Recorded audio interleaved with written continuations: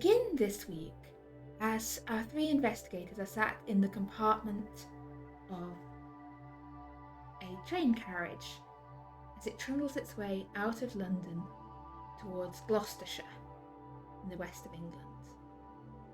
And Mortimer, Franco and Maddie are sat in this little compartment. You've got it to yourselves, so there's no strangers around to overhear anything you might be saying. And it's not a hugely long journey, and by this point you're probably less than half an hour out of your destination, which is a small village in the Severn Valley called Goatswood, in which your presence has been requested by letter. Which is, who's got the letter now at the moment? It's in my reticule, my little purse. So this letter arrived at Grosvenor Square, addressed to the late Sir John Wallace, who's now been dead around almost 6 years. I think over 6 years at this point. But yeah, a letter came for him. And this letter asked for help out in Goatswood. Thank you both for joining me on this. I don't think it's something that I would have been able to handle on my own. It's a bit unexpected. Here's the letter. I will pull the letter out of my purse and pass it over to either Mortimer or Franco.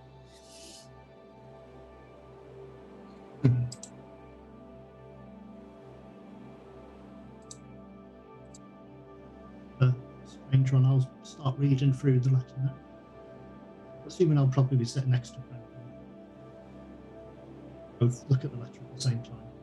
Okay. So, it looks like it's an old uncle or great uncle. Mm-hmm. Yes.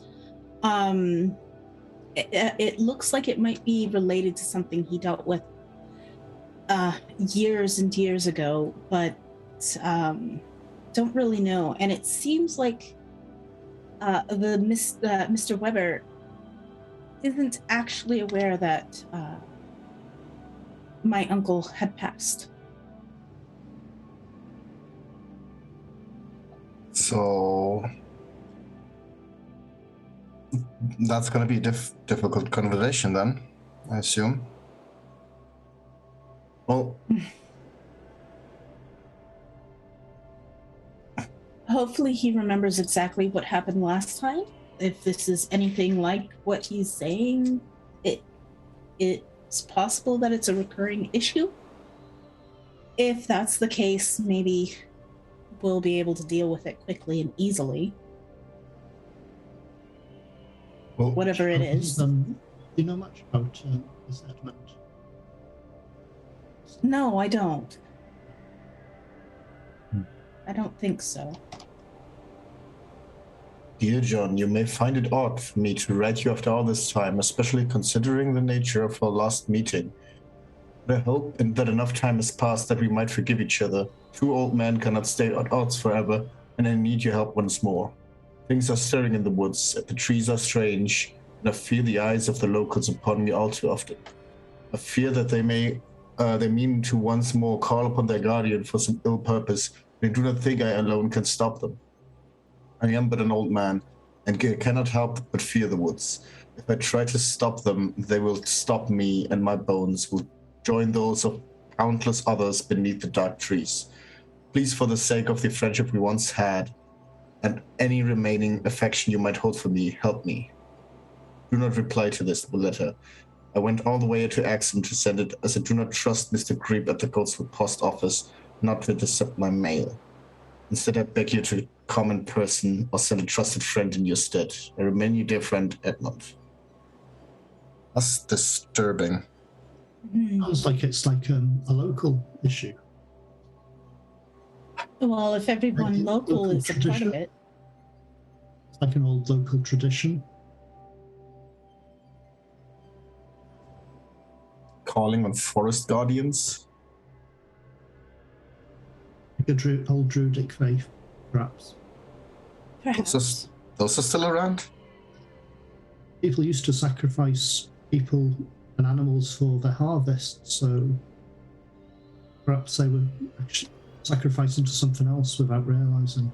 Thinking it was like a river god or a rain god or something along those lines, something that helps protect them in the weather. And it turns out to be something much worse.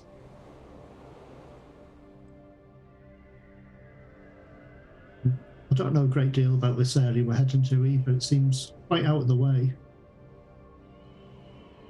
Mm-hmm.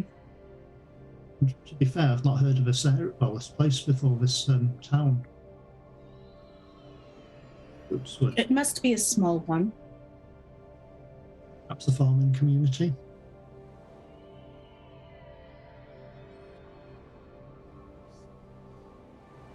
Well, we'll see, huh? We will Indeed. have to see. I'll take the letter back and place it back in my reticule so that it's not lost. Okay, so as you're looking, sorry. I was just going to say that it must be quite bad for him to get in touch after such a long, time really, to need help. As you say, perhaps they work together on something. I mean, we kind of know, even though we don't know specifics, right? Seen enough.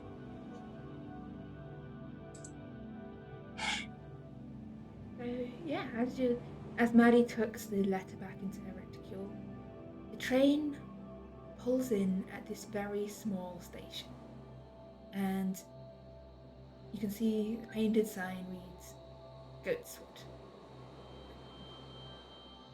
Even in the station, you can see that the woods are crowding close to the train tracks and close around the station. As you step down, you can see that there's a few fields, but mostly this is a small village built into the woodland. There are a cluster of stone houses leading out from the station. There appears to be a post office, a small shop, the station itself, and a small town square. In the centre of this town square stands a curious device. It looks to be a tripod-like structure, atop which sits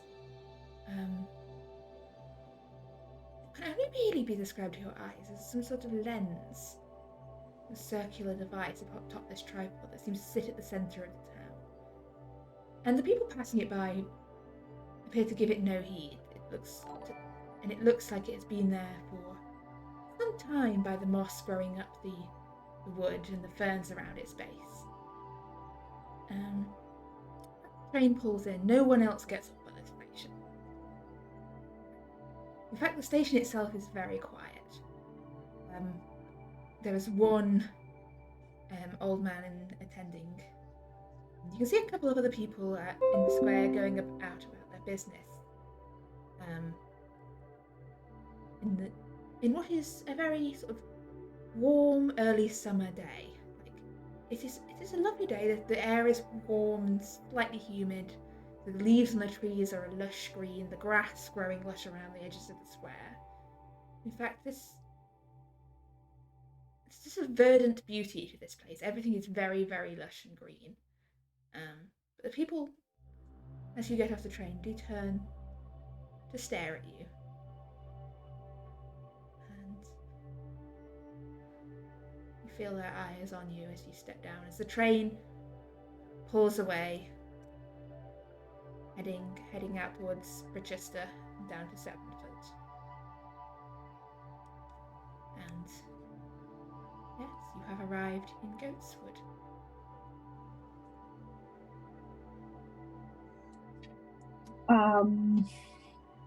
Is that like a ticket office of some fashion? Yeah, there's a very small ticket office, which is where the old man is now sort of stepping out from.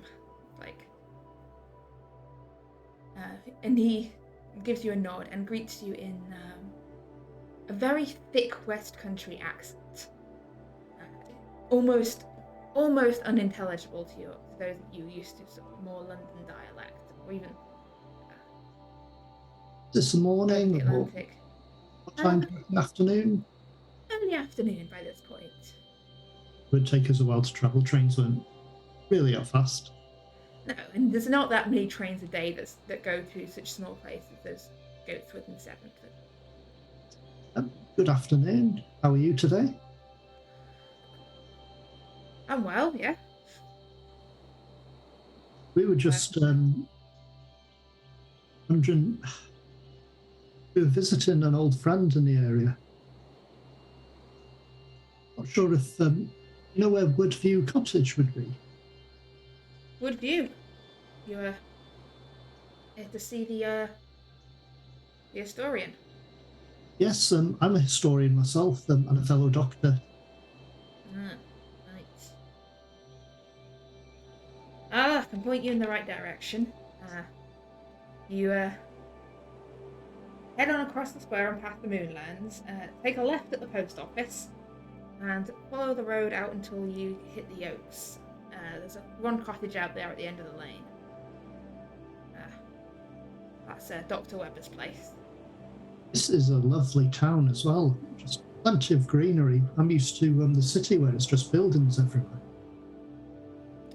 Well, no place greener than Goatswood. Certainly plenty of fresh air as well. Well, yeah. Well, if you're used to... You come from London? London, yes. Well, it's much better out here. If you're heading over to Webber's place, tell Agnes to get home. Her mum's looking for her. Will do. Oh, thank you for your time.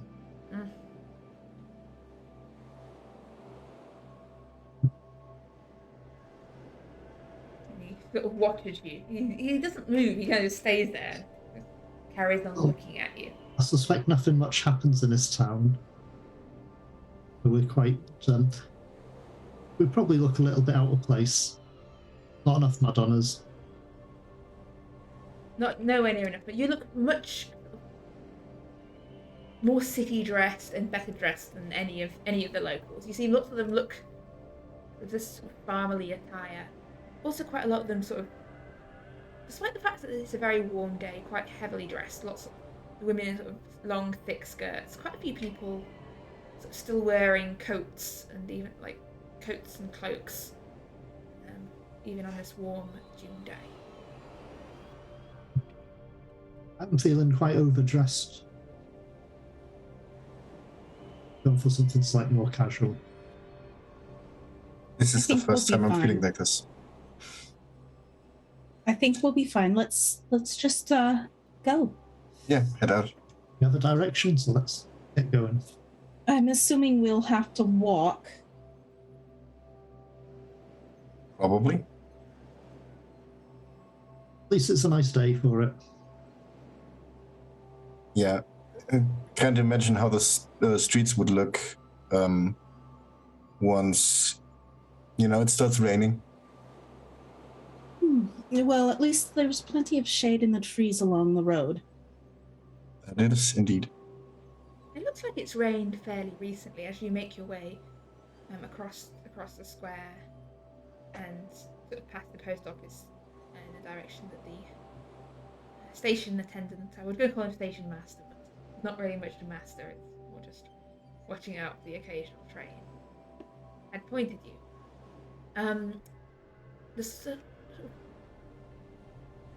smell of sun-warmed wet grass in the air, and the path's a little muddy as you make your way down out of Goatswood proper towards Woodsview Cottage, and it's a narrow lane with moss-covered trees forming like an archway across it, so it's dappled in this green shade, and insects sort of buzzing amongst the trees. There's a carpet of the woods thick with green leaves and flowers, and beautiful lush green countryside, and you can see nestled amidst these trees, this little stone cottage with an overgrown, entangled garden and a green painted front door.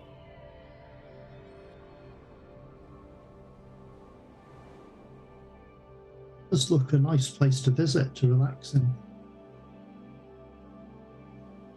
Yeah. It's quite a bit nicer than the cabin that I've been to recently. I'm going to knock on the green door. Go away! Don't want any visitors. Dr. Weber, I've come because of a letter. Who are you?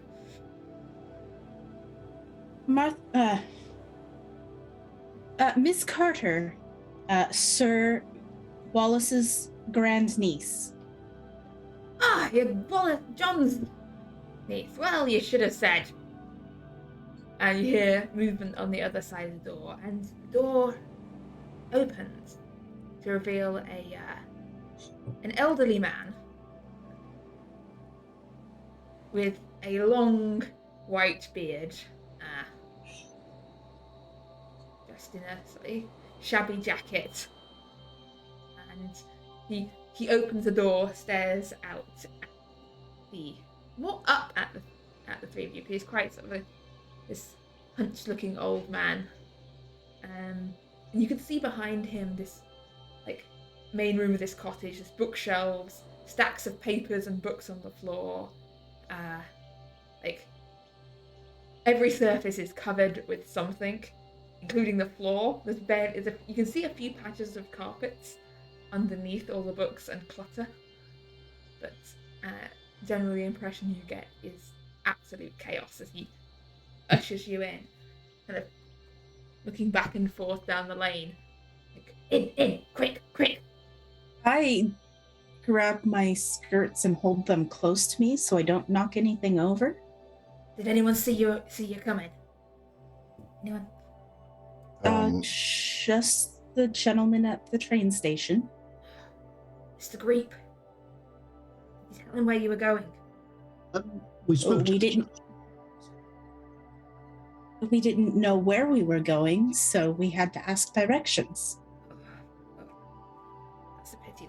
He's one of them. He's deep in it. Just spoke to the gentleman at the railway station, and it was he who gave us directions. He mentioned Agnes. I believe She's that not was here.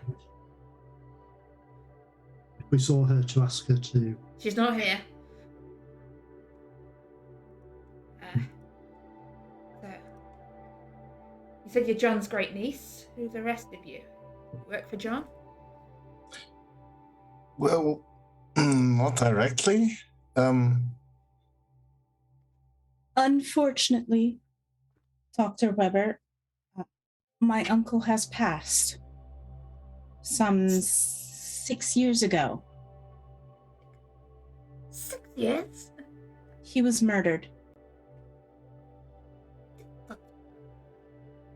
Murdered? Oh, well, that rather explains it. It always seemed like the kind of man likely to end up murdered. Well, I have inherited his business, and these are my associates, Dr. Davenport and Mr. Bernice. So. Pleasure to meet you. Business, right? Yeah. Not what we're calling it these days. But it's not widely known. Well, you go around talking about the kind of stuff John did. So he was a madman, first of all. Tea. I should have offered you tea. My maid's not here at the moment. Bear with me one moment. I'm sure I have some tea leaves somewhere. I think we'll be fine. Don't worry about it. Sure? Yeah. I'm just looking about the chaos around him, and yeah, it's probably better if not. Good, 'cause I have no idea what the kettle is. Have we a place to sit and discuss the contents of your yes, letter? Yes, this, let me just move some of these. Just chuck that stuff off that chair.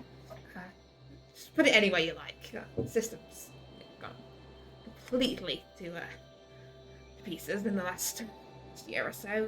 There should be there's another chair under over there, underneath there.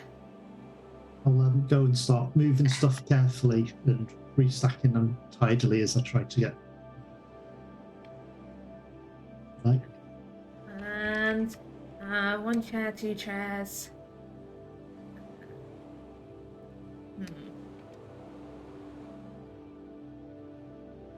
You do seem to be quite a book collector. Yes. If you pile up all the stack of Gibbons, that should make another chair. 6 volumes. That's basically a chair. Right. I'll do that. It's fine. I'm Your young and points you to flexible. several volumes on Roman history, sort of stacked up in a corner. I'll just stack them up and sit my butt on it. Yes. It's fine. Yes. The letter I sent John. Yeah, I stopped getting papers a while back. I missed the announcement. Don't trust them. Yeah, they're wrong. They'll bring a paper to your door, but they're watching you. I mean, we're on the countryside. Anything that looks odd is getting closely looked upon. Not per se something. I'm the least odd thing around here. That is a statement. What do you believe is happening? What happened the last time when my uncle was here? That's back in 60. 20 years ago. Oh yeah, well, almost 30. Give or now. take. Yeah. I'd just I'd retired from my post down in London. Thought I'd written a couple of books about Gloucester and its history, so I thought, found a good deal on a cottage up here. The previous occupant had passed away. Bought it for a pittance, really, and moved out here. And when I started noticing things that were mighty odd, in the moon lens, you've seen it in the centre of the square. Is that what that was? Yes. No one will say what it is or what it's for, but it's been here for as long as anyone can remember. And I mean anyone. Okay, the moon lens. Yes, but Tacticus makes reference to a similar device, which suggests that even if it's not that actual one, something like it has stood here for a very long time. But okay. It does seem an unusual thing to be in the middle of the. I think Especially if the sun hits it just right, it could start fires. You don't get fires around here. What's the too wet? I mean, those are kind of things that are, stuff where people are proud of, right? Something that's unique on their own village, and that you can basically have this is our whatever. Isn't it? How come nobody knows anything about that? People don't tend to come to Goatswood, that's why. People pass through on the train and don't stop. Locals aren't too fond of outsiders. Don't trust me. But I just moved here and I started to notice these little things. There's a lot not right here. The people, the woods, things you see in the dark, moving in the night. It was unsettling. But I knew someone who was was a master of the unsettling things. Wrote to John, who'd was back from Malta by that point. We asked him to come out and stay with me. We'd get to the bottom of this, and well, we did. We followed some of the locals one night into the woods, and well, I don't remember all of what we saw that night, but I remember enough. They called upon something. You remember anything of what it was? I only remember the fire. I remember a shape. Like this great black goat.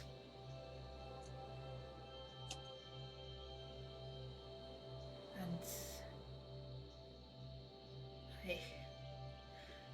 I fear I gave leave of my senses for a while. When I came to, well, Kind of that effect when we see things like that. Things that shouldn't be here.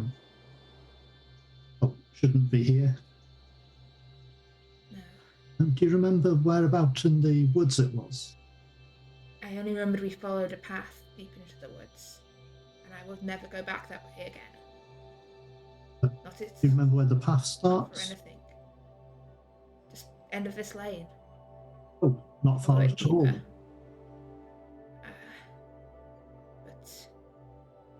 But when I came to my senses, there were dead bodies.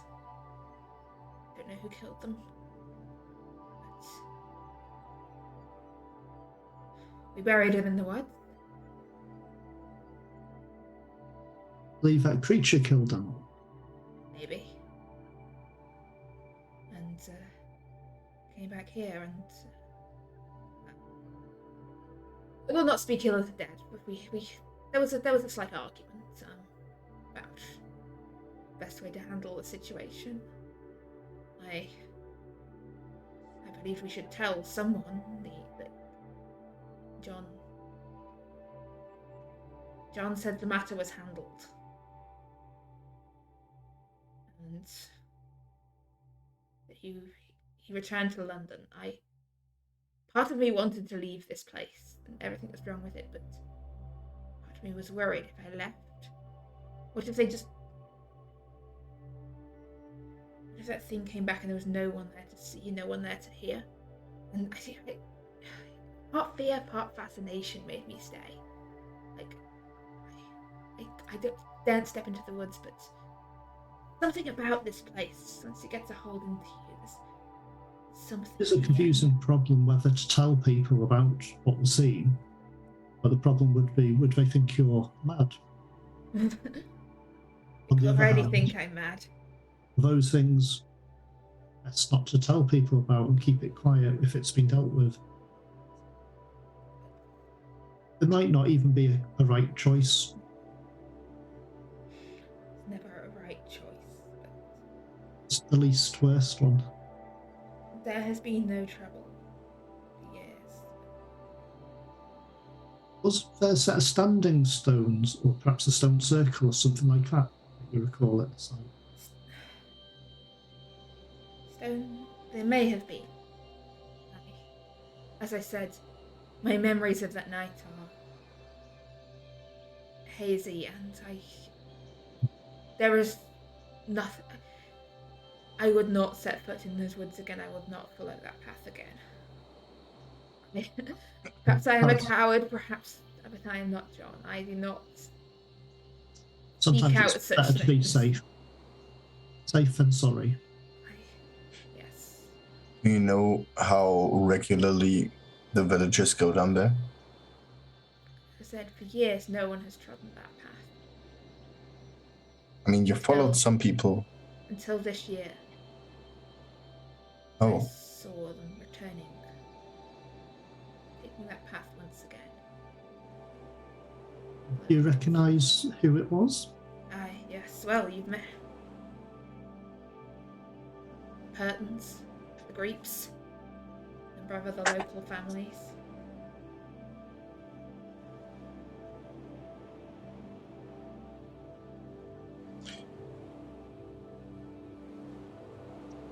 So, I mean, gonna go into that forest, right? And we probably gonna have to try and get information out of these guys, right? Braver men than me. do you have any books relating to local legends or stories? Folklore, that sort of thing. There's a count, not for Goatswood. There's plenty of accounts of all sorts going up over at the Devil's Steps and over at Mercy Hill, but Nothing for here. Goatswood's stories just all talk about strangeness of the Moonlands.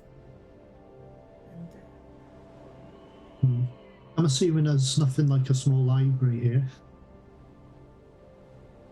he kind of gestures around to the room around him. I've got the only library in Goatswood. You might Probably have the the only only books. library between here and the excellent Brichester. You might have the only books in Goatswood as well.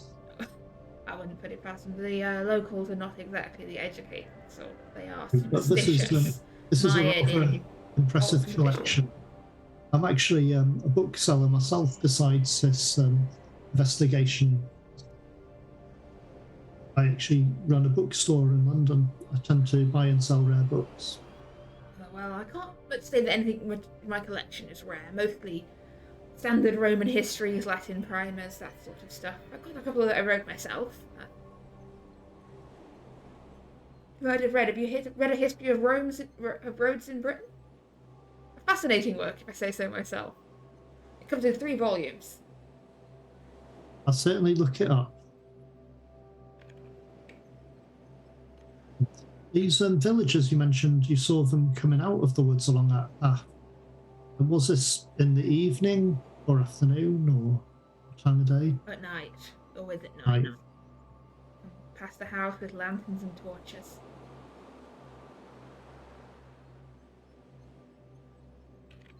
We'll probably have to look into that ourselves, and perhaps not at night time.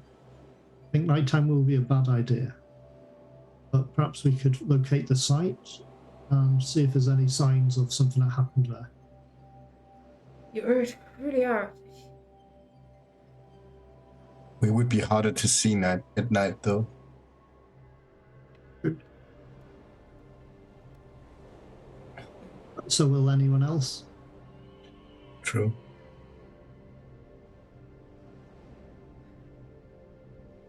What was I saying? Well, as I said, I called on you. Well, I called on John because he said that if there was ever trouble again, before the argument, he did say that I could write to him. I believe we may have taken up the mantle of his work. Yes. You say he was murdered. Who did he piss off enough to actually get himself killed in the end? Well, it was the Belfonts. Well, that serves him right. It's not like they, ended up much better. Yes, there's only one surviving Belfont. Wow. Well, that's what happens if you meddle with things that didn't ought to be meddled with. I believe the surviving Belfonts locked up in a psychiatric hospital. Well, sad fate for anyone.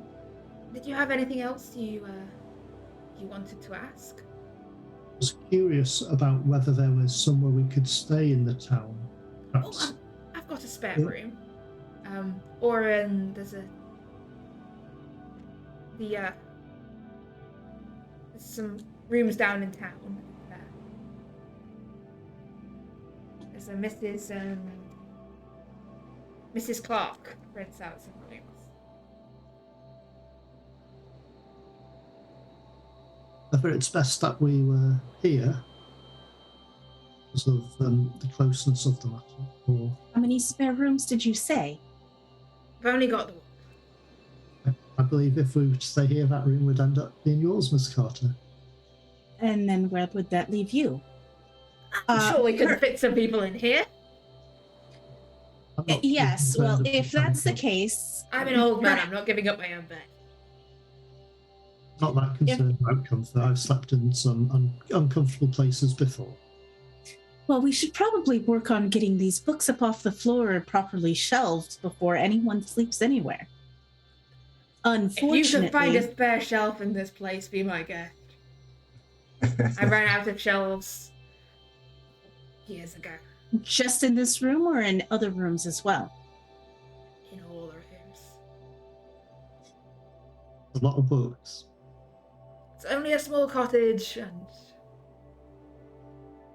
I have quite a lot of books. We could either do preparations for that now, or we could have a look in the woods whilst it's still light.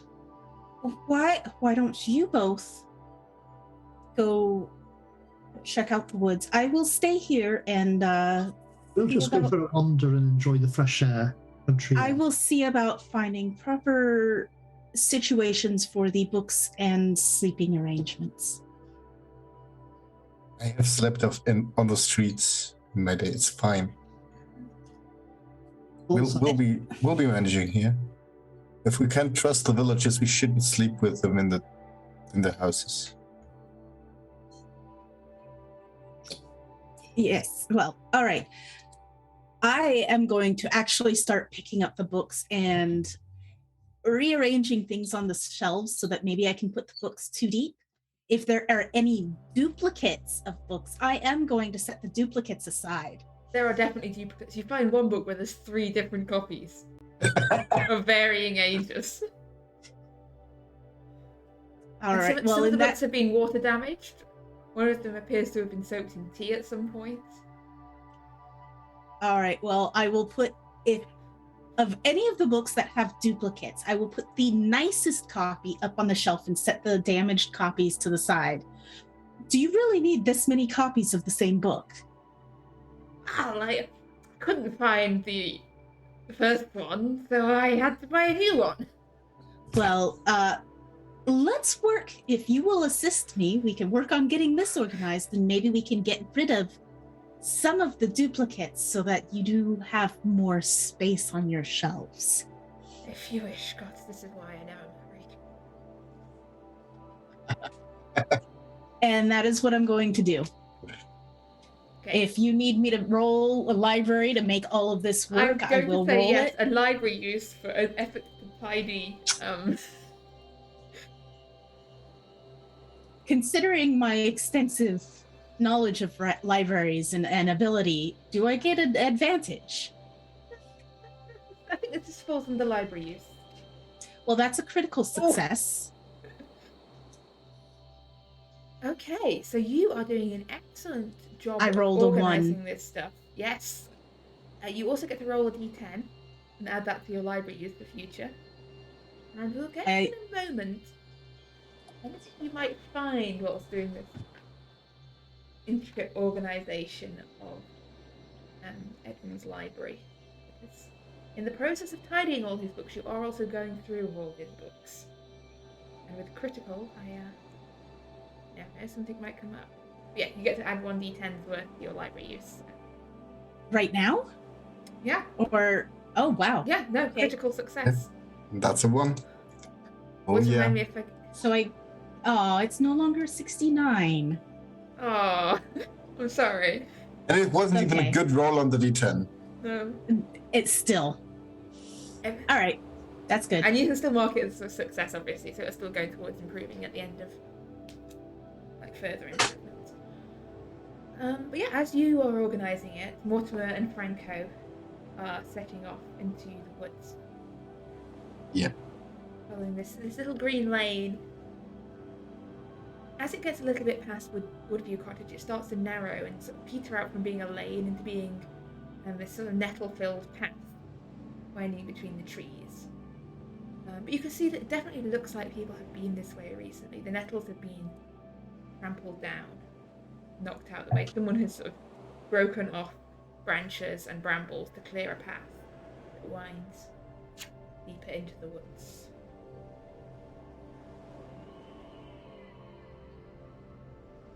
I'll have a look around, see if anyone's dropped anything or snagged bits of clothing as they've wandered through.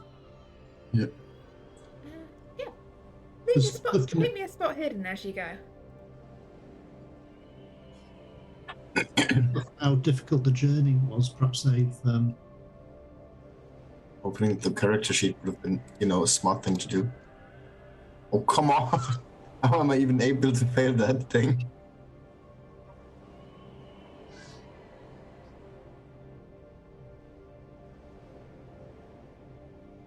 So that, Franco, you don't notice much.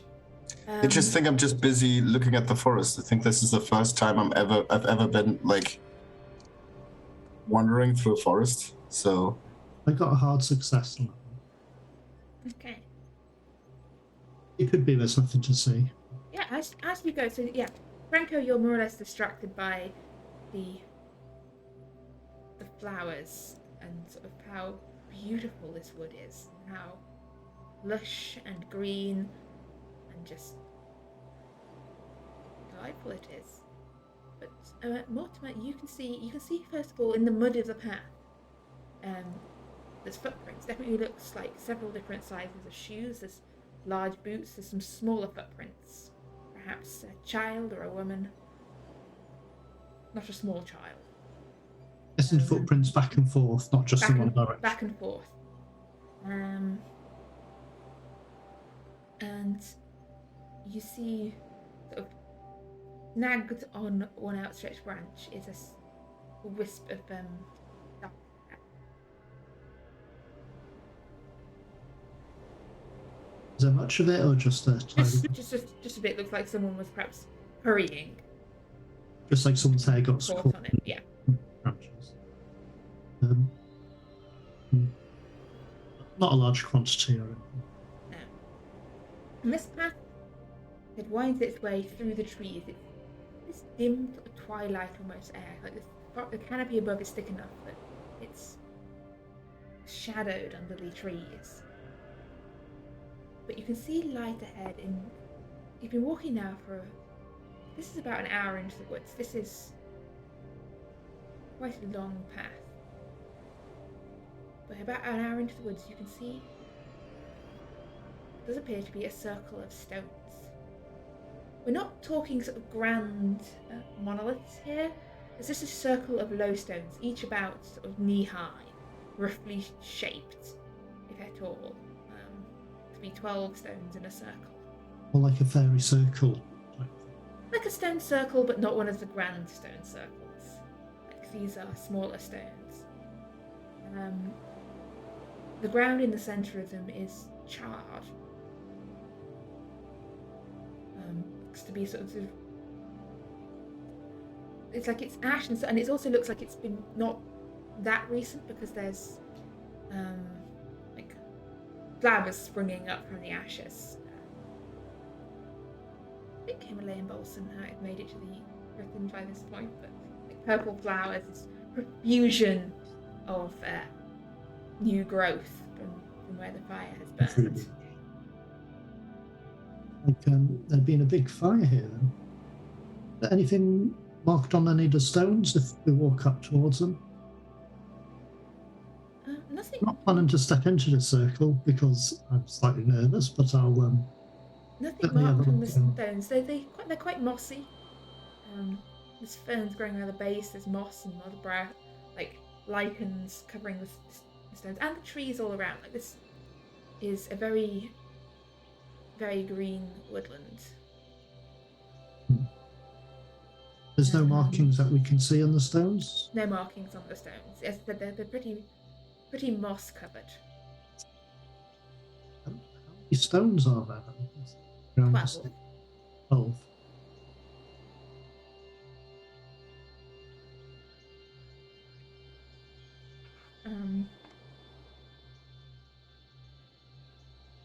It's not, I was just going to ask, it's not solstice or something coming up soon? Not anytime soon. We're in early June, so it's several weeks away from the solstice.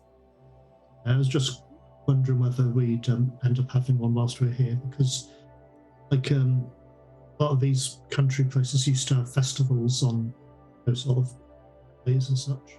Yeah, so the letter came to you on the 1st of June, so you're a good sort of almost a whole month away from the summer solstice.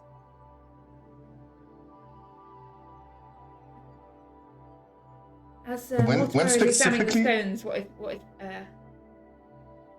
When specifically did they come out of the forest when he wrote the letter? He sent the letter on the 1st of June. He sent the letter on the 1st of June, and so they would have been somewhere it can't really have been anything with the solstices or the equinoxes, because either that would have been March somewhere or April, or like after the we either too early or too late. So can't have been that. It can't be that. But we could always ask him for what time in the year that they witnessed the ritual. Yeah. And see whether it's that date is coming up.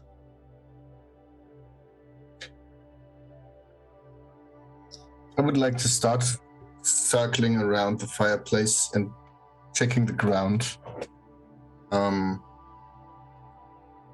About anything. Lost items, anything that looks out of place for what I think might be in a forest. Okay. Have a look to see what may have been the source of the fire. I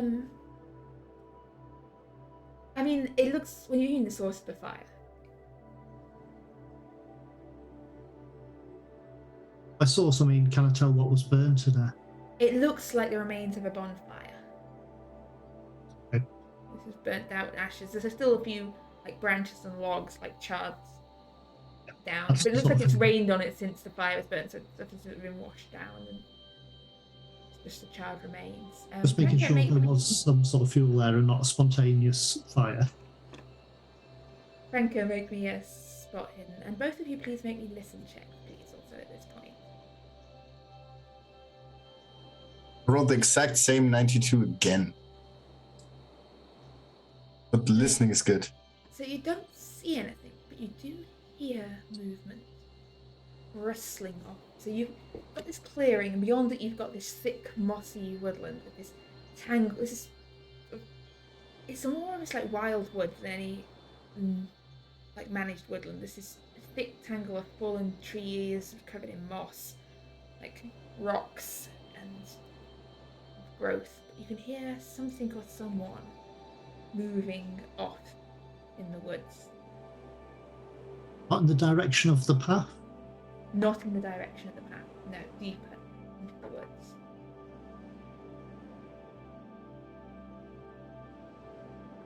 Well, then let's go and take a look at that, shall we? Or should we just return to the cottage? How about... Do you have your gun with you? I have both guns with me. Good. I'm gonna, sneak a bit forward. I'm not sure how good that works in this rustly area here, but I'll try to get a beat on whatever that is that made that noise. Okay, Just be an animal. give me You'll a just stealth roll, follow please. in like enough to run in and help if I fuck up badly. So he's slipping through this. It's this tangle of brambles and nettles and wooden enemies.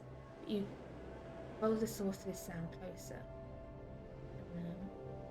And as you sort of peer through the undergrowth, you come over this low rise, and you see on the undergrowth on the other side, staring sort of back at you, is a deer. But as you stared back at you, this is... You've not really left the city much, right? I Would mean, I Franco was have ever really seen a deer outside of pictures? I'm potentially dead in the cottage because I was in to recuperate a little. Yeah, I mean, I was just on to the countryside for clarify, like a couple of weeks. it is a country estate, not a cottage. Oh yeah, sorry. On the country estate, there might have been like a deer's head somewhere, Yeah. or Oh yes, definitely. something like that. So enough for basic knowledge, Yes, but the not cottage. actually seen a live one. Actually, Yes, the country estate would definitely have some, like. Maddie just calls it the cottage. She knows very well it is not just a cottage. I have no clue. Words are hard. No, but yeah, you've seen stags' heads and things on the wall. You think this deer, or perhaps a stag, it's got antlers that seem almost overlarge for its head, stretched out. It's quite, it's plumper than any pictures of deer you've seen before.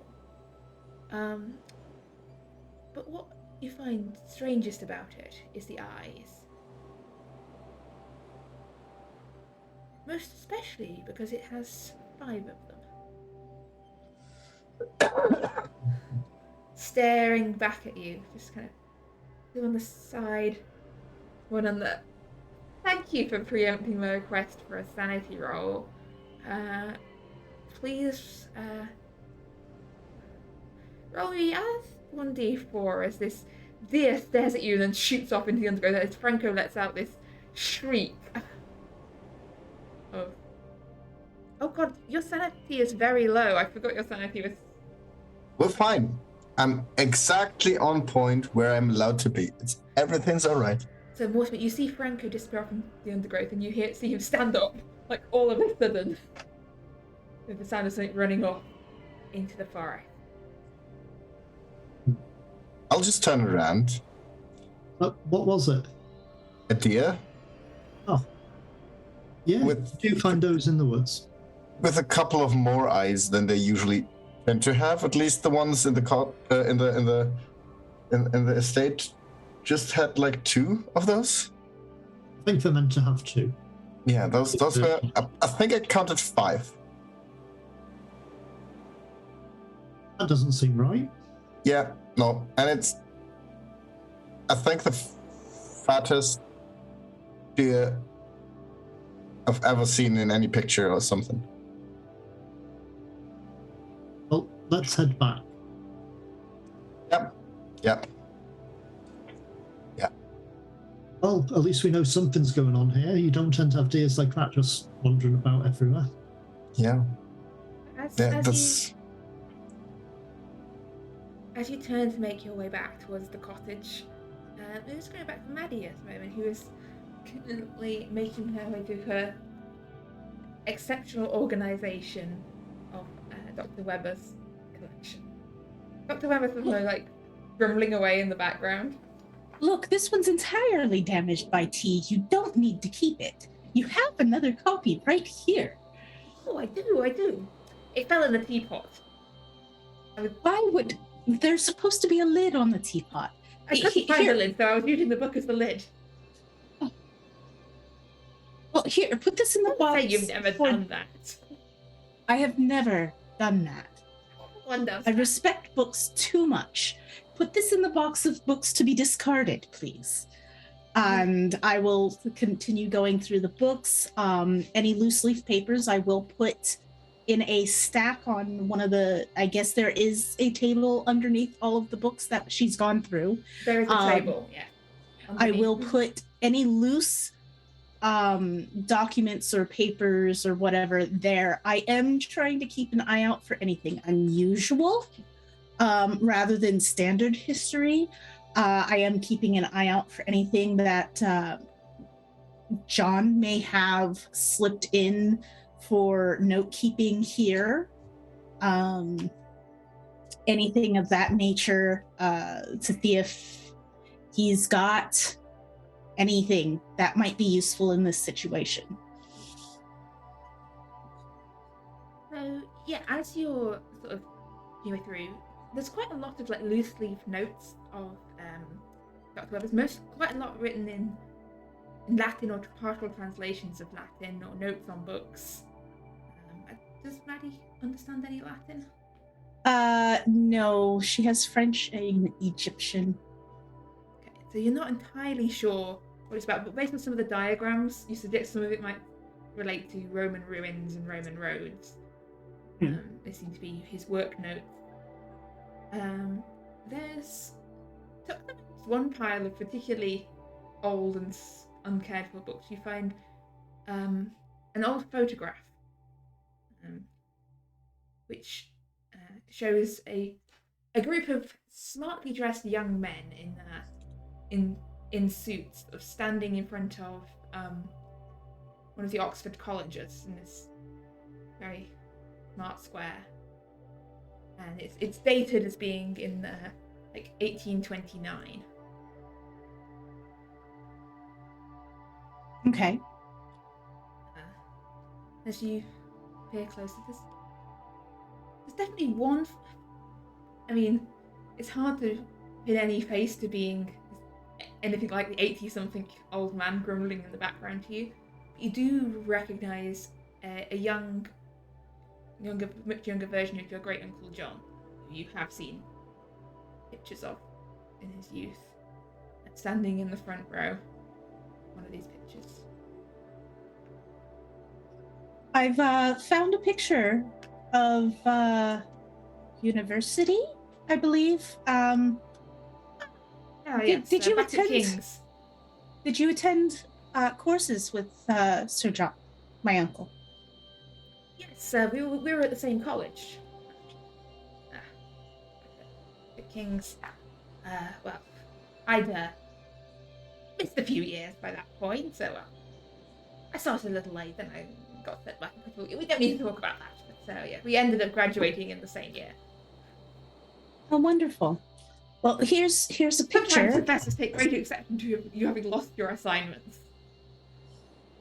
Yes.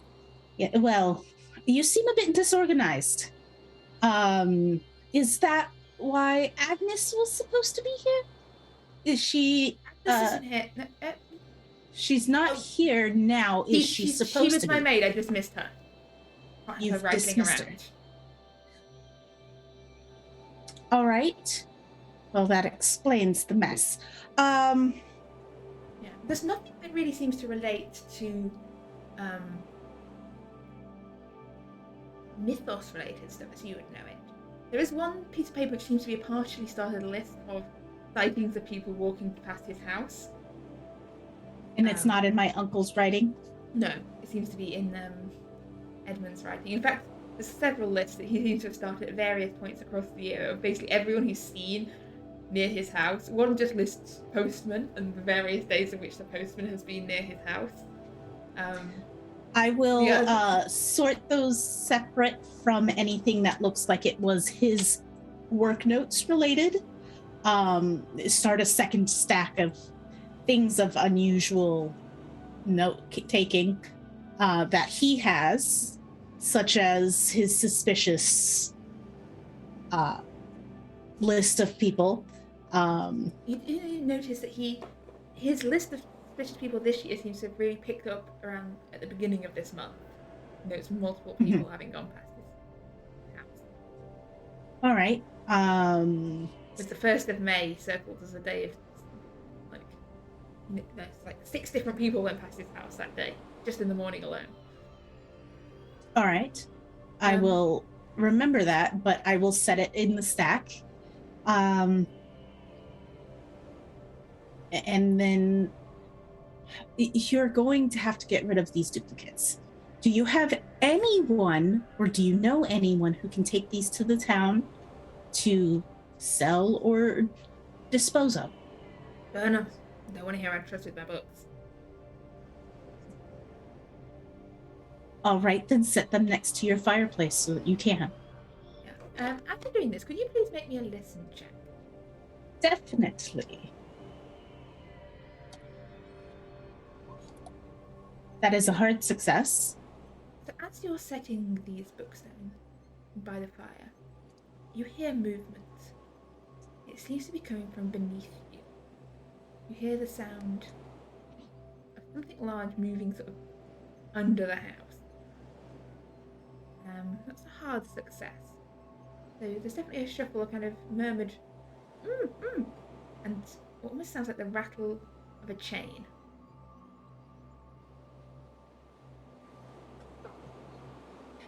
You know, I think I would like some tea.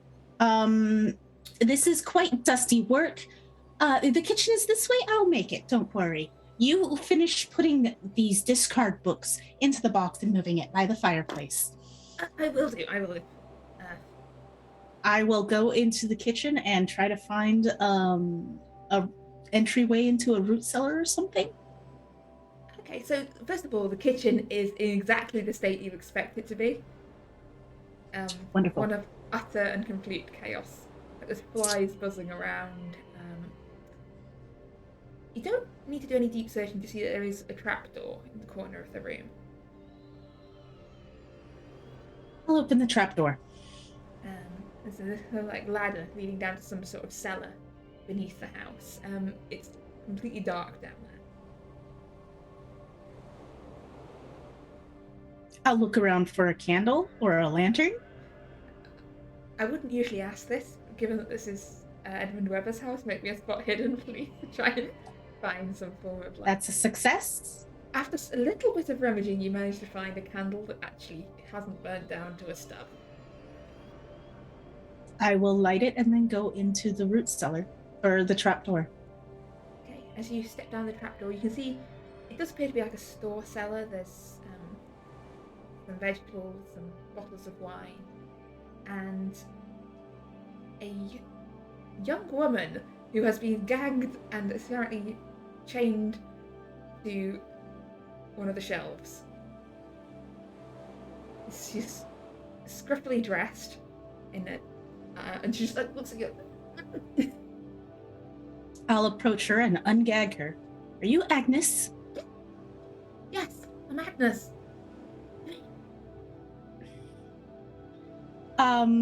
You're not from around here. No. Well, he didn't send you. Is he gone? Is he still up No, he's upstairs. I've set him a task, and he is working on it as far as I am aware. I'm going to take one of my hairpins out of my hair and attempt to unlock the shackles she is wearing. Alright, give me a locksmith roll. Let's see if you picked up anything by watching Franco over the years. But let's hope. Oh gosh. Wait, how much? That would be 41 points of luck to succeed. Or you can push this at the risk of drawing attention something to yourself. happening. Yeah. Do I want to spend that many luck points? I will push it. Okay. So just press it again. Yeah. I mean, you could... Good. That is I fail. still a failure. That is worse. That is As it happens, worse. you hear... Oh, bloody you. You shouldn't have gone and done that. And then you hear the clunk of a slamming trapdoor. Well, damn. Look, I'll let you out. But can't have you go over and tell the others what. Just stay down there and stay quiet now, and there needn't be any trouble.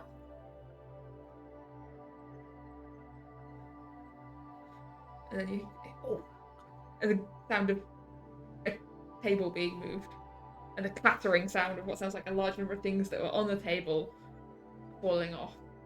And I'm going to shout, "Keep working on your books!" Stay quiet now, man. There needn't be any trouble.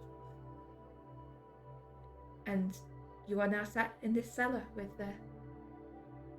A little nub of a a candle. little candle. And Agnes.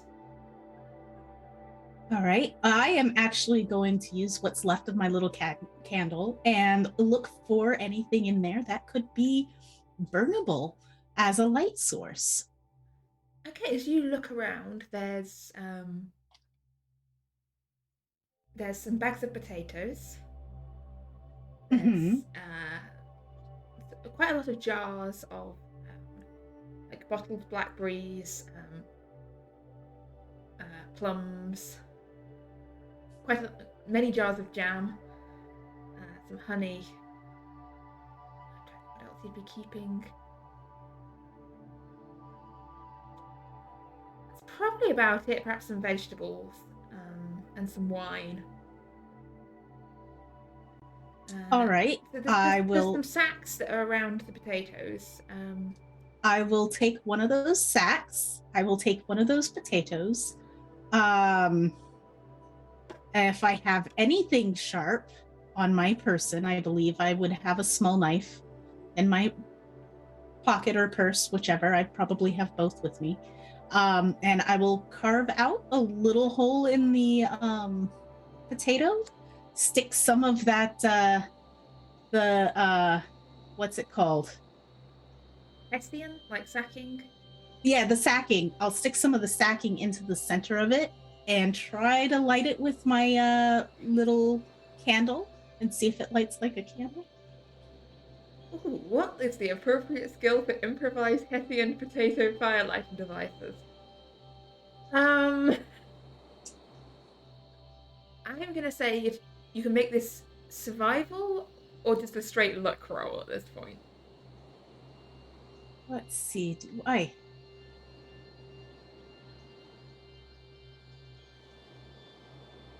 Intelligence? I don't see survival on my list. Okay, in that case, we'll just. I think you can make it in. No, I don't think this is intelligent. I'll make it luck. I think this Okay, is more well, down to. well, that's a fail. That's a one. The Hessian is too damp to light. Ow. It's not catching. Agnes watches you doing this, like, who are you? What are you doing down here? Like, I am Martha Carter. I was here to assist with organizing the house. As you know, he is quite old and not all right in the head. bad So, old goat. Of course the place is disorganized. The bad old goat locked me in the basement. How am I supposed to clean the place when he's locked me in the bloody bleeding basement? yes, well, he's gone quite suspicious in his old age, and he thinks everyone is after him, including me now, even though I am the grandniece of one of his friends from youth, and I am not okay with this much light. Let me see if I can unlock you one more time.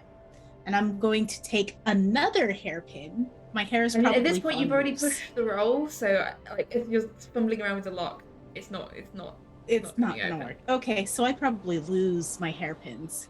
It's scattered up, and Agnes says, "It's more light than I've had down here most of the time." Well, I kept asking him to leave me a candle, but he wouldn't. No, you wouldn't really be able to light it or anything. What time is it up there? Is it still night? No, it's gone into the afternoon.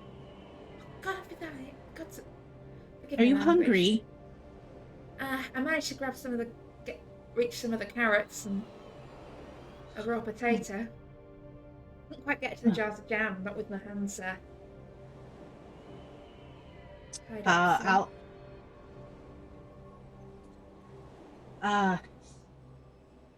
well, I am going to see if maybe I can find another way out other than the trapdoor. If you look around, it's quite a small cellar. It's got solid stone walls, dirt floor, and you can see wooden boards making up like the ceiling. You can hear the sound of someone moving around above, and you can see this one trapdoor with the ladder leading up to it.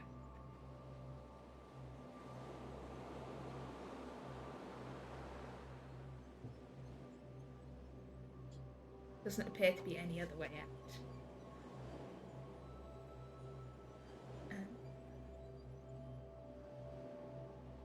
We'll just wait until they get back. Okay. I think this is probably a good point, as the gentlemen are making their way back along the path from the woods, and Maddie has been locked in a cellar by a definitely sane and respectable historian.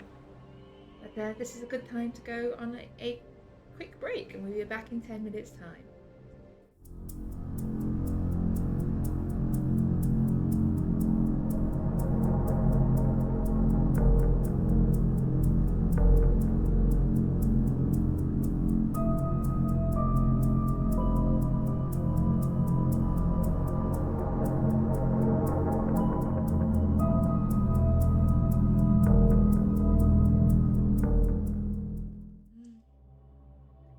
And so, as the evening stretches on, it's still, above the trees, it's still bright and light. It's, early June and the days are long, as Mortimer and Franco make their way back along the path out of the woods. If there's anything you're looking for or want to do along the way, let me know. I'll keep my eyes and ears open, because I just saw a five-eyed deer. Yeah. But there's no other sort of multi-eyed animals lurking in the shadows. Yeah. Just have a look around as we're wandering back and listening out for anyone. As you get closer to the path leading to the cottage, you hear movement coming from the opposite direction. So someone coming along the path and down the path in the opposite direction to you. It doesn't sound like they're making any attempts to sort of be quiet. They're you can hear them sort of rustling through the undergrowth. See if there's a way we can move off the path somewhere. Are you trying to hide? I think, shall we try to be quiet? Sure, why not? Can't really hurt, right? If you're trying to hide, please make me a stealth roll.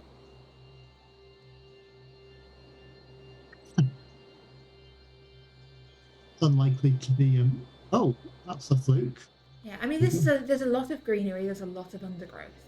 You're able to, and there's a lot of these big, thick logs. It's not a hard wood to hide in. You manage to find a place to hide off the path as you see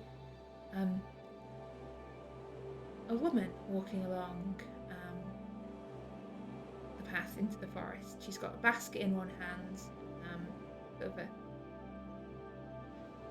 this shawl drawn around her shoulders, long skirts. Looks to be quite heavily pregnant, and she walks along the path. She's sort of humming away to herself as she goes. Okay. She's got dark hair, yes. She stops, looks around for a moment. And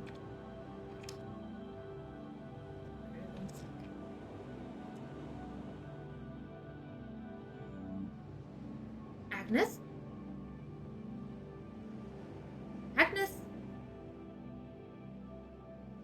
Come out of the bushes, Agnes. Stop playing around and hiding. Yeah, I'm gonna move away from there. Oh, bleeding hell. Agnes, come back.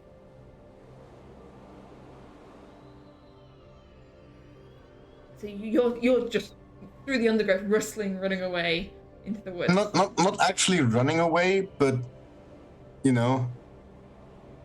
still trying to be sneaky about it, but probably not sneaky enough for that. Sneak away, but I mean, she can't see you, but she can see there's something or someone moving away. Okay, yeah, that's fine. Mortimer, are you staying put? I'll probably be following Franco, to be fair. Okay, so as you hit the rustling behind you, it's sort of pushing through the undergrowth, this woman having left her basket on the path. This has gone beyond ridiculous. Mother is worried out of her mind. father is utterly mad. And look, Agnes, she's still following you. Sure. I'm just gonna very closely listen to what she has to say as she's yelling at what she thinks is Agnes. About 5 minutes, she gives off following you. And goes, fine. Be a fool if you want to be a fool. Yeah. Does she make any hints on what has happened in there during that? She's mostly just berating Agnes for being an idiot. Okay. And generally making Okay, so there's no real. Asking her to come in between, like wearing like a fishwife with various brambles getting stuck on her skirt, and then she turns around and sort of stomps back to the path, being incredibly displeased by Agnes's foolery. Well, that didn't work so well. You think we should just get back on the path and wander back and talk to her? Potentially. But at the same time, we're not really welcome here, and they'd be guarded if we did that. If they'll be guarded anyway. If there's anything strange going on, everyone in the town probably knows about it now. Because we were at the station, and I think we stood out a little bit. They're different in the city. They don't tend to notice individuals. But then again, we can always just keep an eye out for when she heads back from the path. It could be she just collected mushrooms or something like that. It's looking like it. We could probably just catch her as she returns. Yeah, I mean, we can see it from the from his house, right? That's what my question was. Are you going to wait here for her return, or are you going back to the cottage? We can see the entrance of the path into the forest from the cottage, right? Yeah, we can sit by the window, yeah. So we go back and sit by the window. We'll head back to the cottage, yeah. Just catch her and yeah, Okay, it'll be fine. So you head back to the cottage. Meanwhile, in the basement, I need a look roll from Maddie.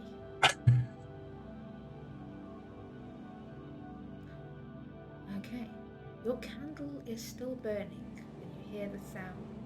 Well, we'll see what you hear exactly. So the two gentlemen return to the cottage. You can see the door closed. No real sign of any movement around. Is there nobody else around here now? I mean, the cottage is out on its own, so Okay. yeah, it's only Mr. Dr. Webber and his guests out here. Oh, go up to the door and knock. Oh, you're back. Yeah. Is there a problem? No problem. You might want to be getting on. Miss Carter went back to the village to find accommodation. Maddie, please give me a listen roll as this is going on. Yeah, and I'm giving you a psychology roll. Oh, that's a fail. Maddie, this is all going on like not in the bit directly over the basement and sort of towards the front of the cottage. You can't really hear this. Even through the door, Franco, you can tell us. I mean, let's just say that Dr. Webber's not the best liar in the world. Nah. He certainly isn't. She's gone back to town. Sure, without, saying anything. Not gone. Well, she's only just gone. You might catch up with her if you hurry.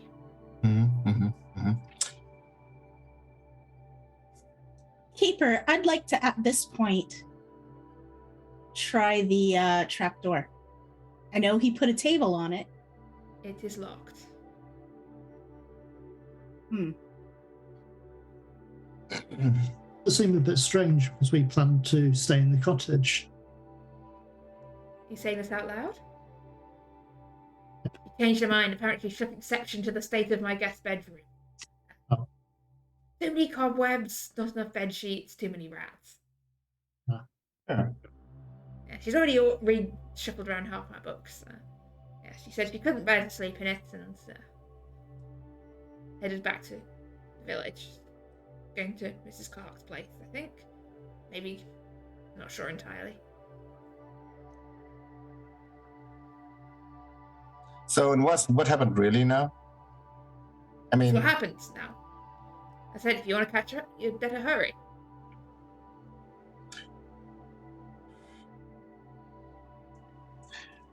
look, Professor, we have all had our experiences and our problems with the weird things that happen. And being a bit jumpy is something that is not uncommon and understandable. Oh, just shut up. I don't... You claim to have come from John, but I have no idea who you are. You've got no credentials. I'd say you go catch up with Miss Carter. And get away from my door.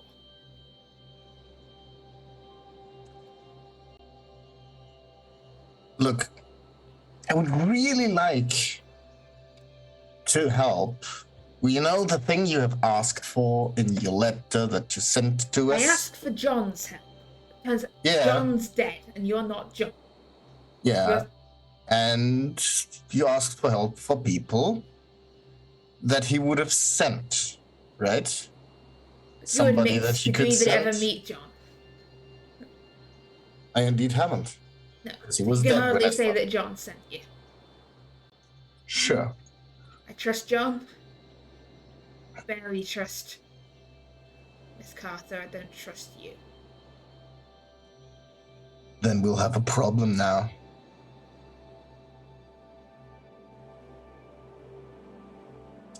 Well, you're welcome to have a problem. I'm gonna stop you having a problem. I'll just turn to Dr. Davenport. Don't feel particularly diplomatic right now.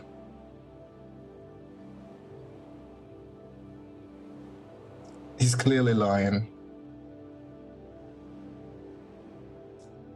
And he's not giving up his stance. And I'm worried about what happened to Miss Carter if he's lying that he's not there, that she's not here. My words are brain right now. It's fine.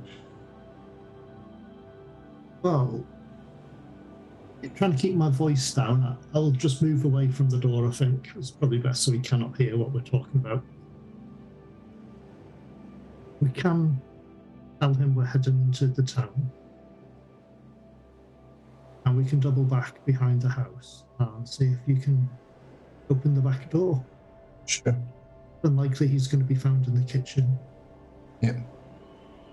I'll just I just make like a loud noise walking away from the cottage. Yes, we'll head away from the cottage and probably once we're out of sight of the cottage, veer off. Yeah, and stick back and Veer off the path and sort of circle back round. Okay, if you circle back round to the back of the house, you can see this little window overlooking this mess of a kitchen. There's a bunch of pots and broken crockery seems to have fallen on the floor. There's clutter all over the place. And as you can see that there's this trapdoor half under a table. Like, it's not fully pulled over. It seems like one leg of this table has been pulled over this trapdoor. I'm guessing the crockery and stuff broken looks to be as if it's fallen off it. that I don't even need to ask what happened there. This is so obvious. I'm honestly feeling kind of insulted as Franco right now. And I'm just trying to open that window. It's not locked. Not even. Add an insult to injury there. Yeah. I'm just gonna open it. Yeah, it's just got a little latch. You can lift it. Basically pulling out the lockpicks, and then I'm seeing it's not even locked, and I'm like, I'll look at the locks first and oil them if necessary, at the handles first and oil them if necessary before I'm opening the window? Would you really be? I mean, I can understand you carry lockpicks with you everywhere, but carrying oil for windows. So for like breaking and entering and like Something more a professional burglar might have. Fair. It is something a professional burglar would have, but how much of a burglar am I? Is it something that Franco would have brought? Answer me honestly. I'm looking at my luck and I think I wouldn't have. I mean, there's the potential possibility of me rolling like a 1 or a 2 right now. What is your luck currently? Don't need to be rude about it. 2. Indeed, 2. I doubt it. It's fine. Yeah. Future, I recommend when gesturing the number 2, don't. Oh, is that rude? Look at that. I learned something today. Top tip for visiting London or any other parts of England. Where was I? Yes. So Something different for each thing, right? Make me a luck roll, please. Sure. Let's see if I have. I mean, it was a good roll, but it was not good enough. Yeah, no, you haven't brought any oil with you. I'm just gonna open it up. To be expected. But yeah, it's open. Yeah. Let's see if he heard it. I'll just hide beside the window a bit. There's no movement from inside. Maddie, make me a listen. Oh, actually, yeah. Franco, let me know what you're doing next. Yeah, I'll sneak in. Okay, so you clamber into the kitchen. I'd like you to make me a dexterity check here because there is clutter. Yes, you managed to. There's only one thing falls off. There's only one minor clatter as a pot falls off and lands on the trapdoor and rolls along. Maddie, you hear something. You're crouched up near this trapdoor with your candle as something hits the trapdoor from above and rolls along. I'm gonna start knocking on it. And Franco, you hear knocking coming from underneath the trapdoor. I'll probably try and head in through the window. I'll hide. Something under the floor. I'll hide because I'm thinking he's gonna hear that and he's gonna come here. You're hiding. You're not doing anything right now. I'm hiding because I'm thinking that. Where are you attempting to hide? Could you give me a bigger description of the kitchen? So you've got that mess. a table. Yeah. You've got this like space. There's like a stove. There's a table. There's a little window. And a sink. It's not a very big kitchen. There's nothing enclosed there, right? There's a door leading out the back of the house, and a door leading further into the house.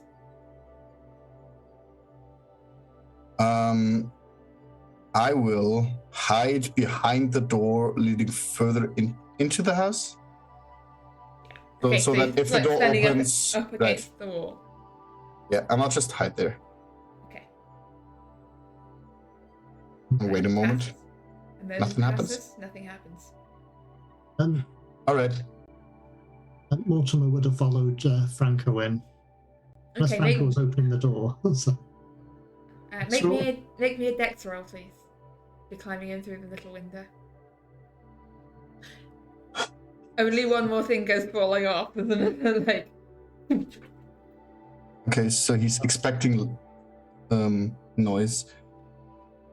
Seeing, I would have heard the knocking on the trapdoor as well. Yes, yeah.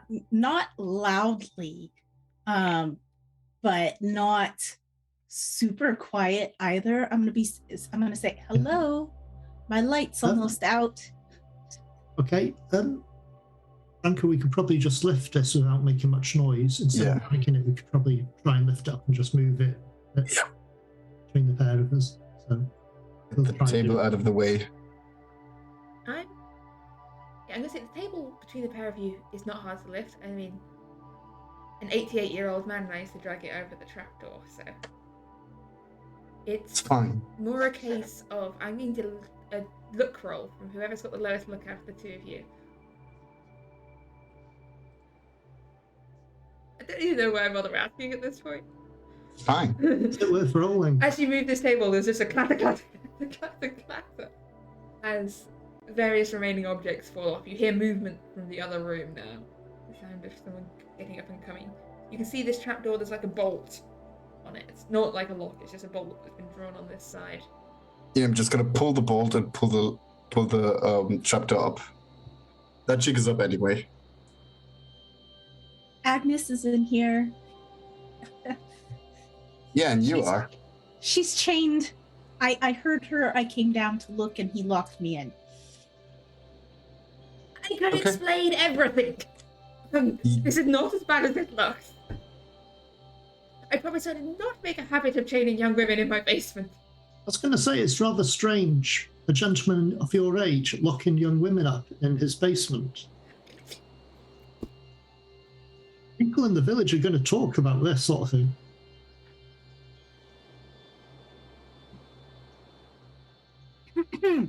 That was not the reason either of them are down.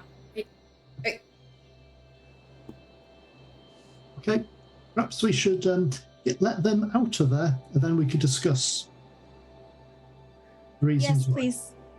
Agnes has been here since last night.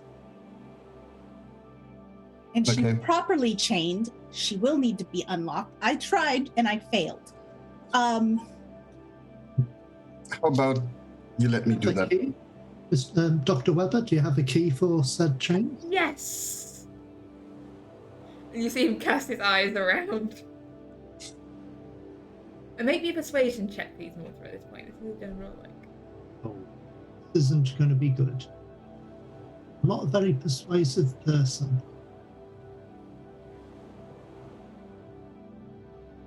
No, you're not. But Sure. even if I could find it. Oh, it could have been a charm. What is your charm? Would 66 have been a 69. 69's my charm. Ah, nice. Yes, so that would have been a success if it was charm. So he goes. Actually, let me just check something. The key is in the dresser somewhere, one of the drawers. We can't have her go running to her family. All over the place. Does Agnes have a sister?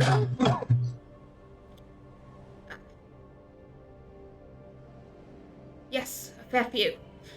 Oh, I believe we may have encountered one of the family travelling along that path, but we avoided being seen by her. Good. We thought the sound we were making as we were leaving through the woods was actually Agus. Look, you can unchain her, but don't let her leave. We can't let her leave. Let's get her unchained. She's one of them. She's part of this. Could you please go get the key? Yes, I'll start looking. Dr. Mortimer, Dr. Mortimer, could you please go with him to fetch the key? I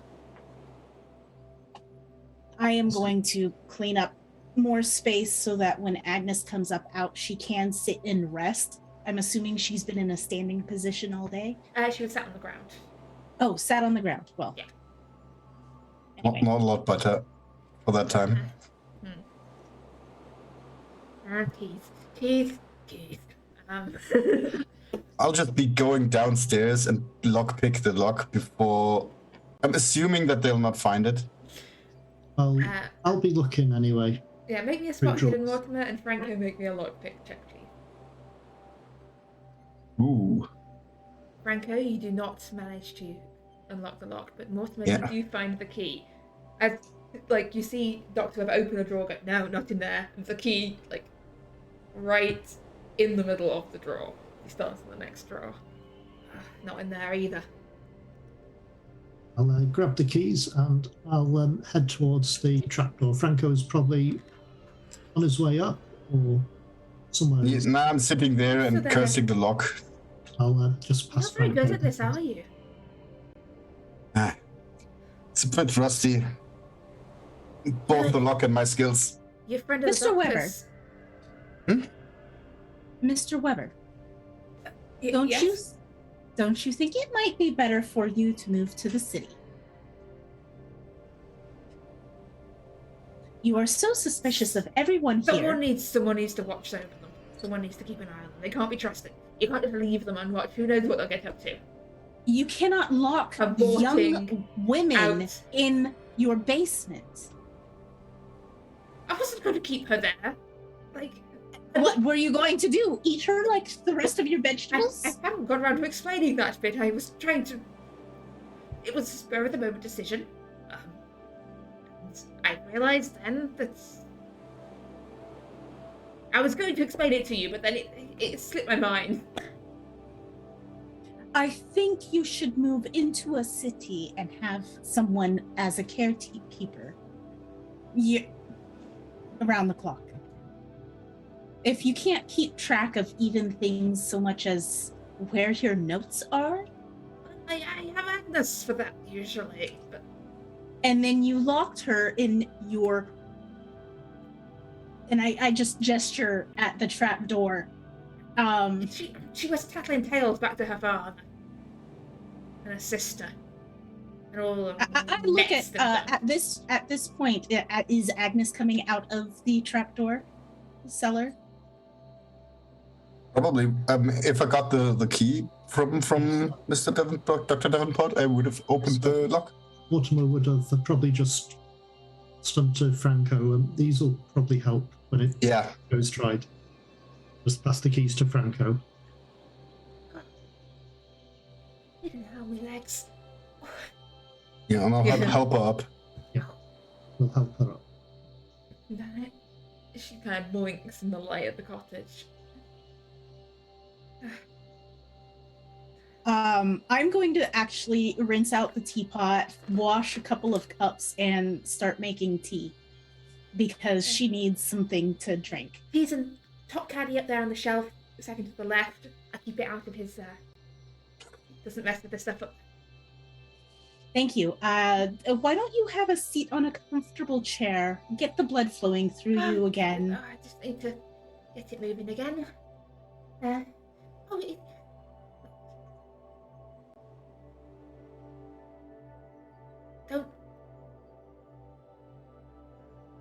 Don't tell my pa about this. Will not, if that's what you want. You might need to know that they think that you run into the forest. I believe we may have run into your sister. Mother, maybe? She was wandering along that path at the end of this lane. I think she had a basket with her. If you need to, you can tell them that Dr. Weber caught a fever overnight and you stayed to care for him, if that's what you really need to say. But Dr. Weber, you really need to start treating people well.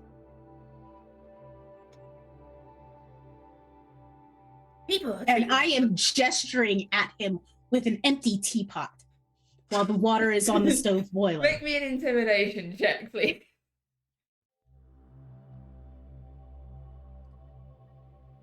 Oh, that's a terrible, terrible. Oh my goodness.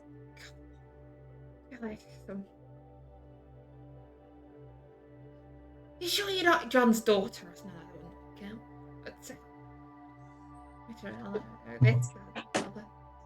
Look, it was. I needed to be sure the girl wouldn't tell her father anything, and couldn't think of any other way at the time, so. Tell her what? You haven't even told us much. Whatever they're up to in the woods, cavorting with dark powers and things. I'm going to turn to Agnes as, what is he talking about? He says that you're part of some cavorting of dark powers. Oh, begging your pardon, sir, but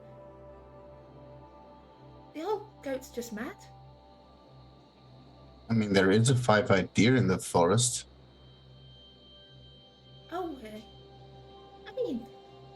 kind of thing that sometimes happens, you know. Goats born with 2 heads, deer with 5 eyes.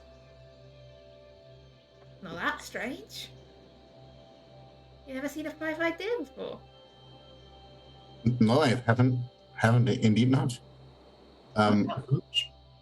Is she pulling my leg? Give me a psychology roll. I mean, if you need my last 2 points of luck. No, she seems entirely genuine. Like, she's... Yeah. To her, Sure. this doesn't seem a particularly strange thing. Okay.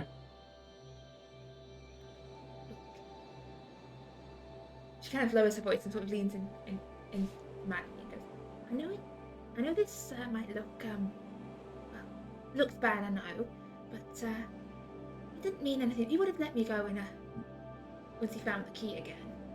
It didn't mean anything bad by it. He's just... Please tell me this is not the first time. Is this the first time he's done this to you?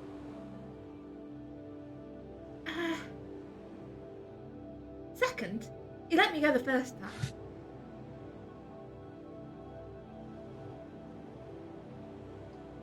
I think, Dr. Weber, you are going to come to London with us when we leave, after we finish figuring out what's going on.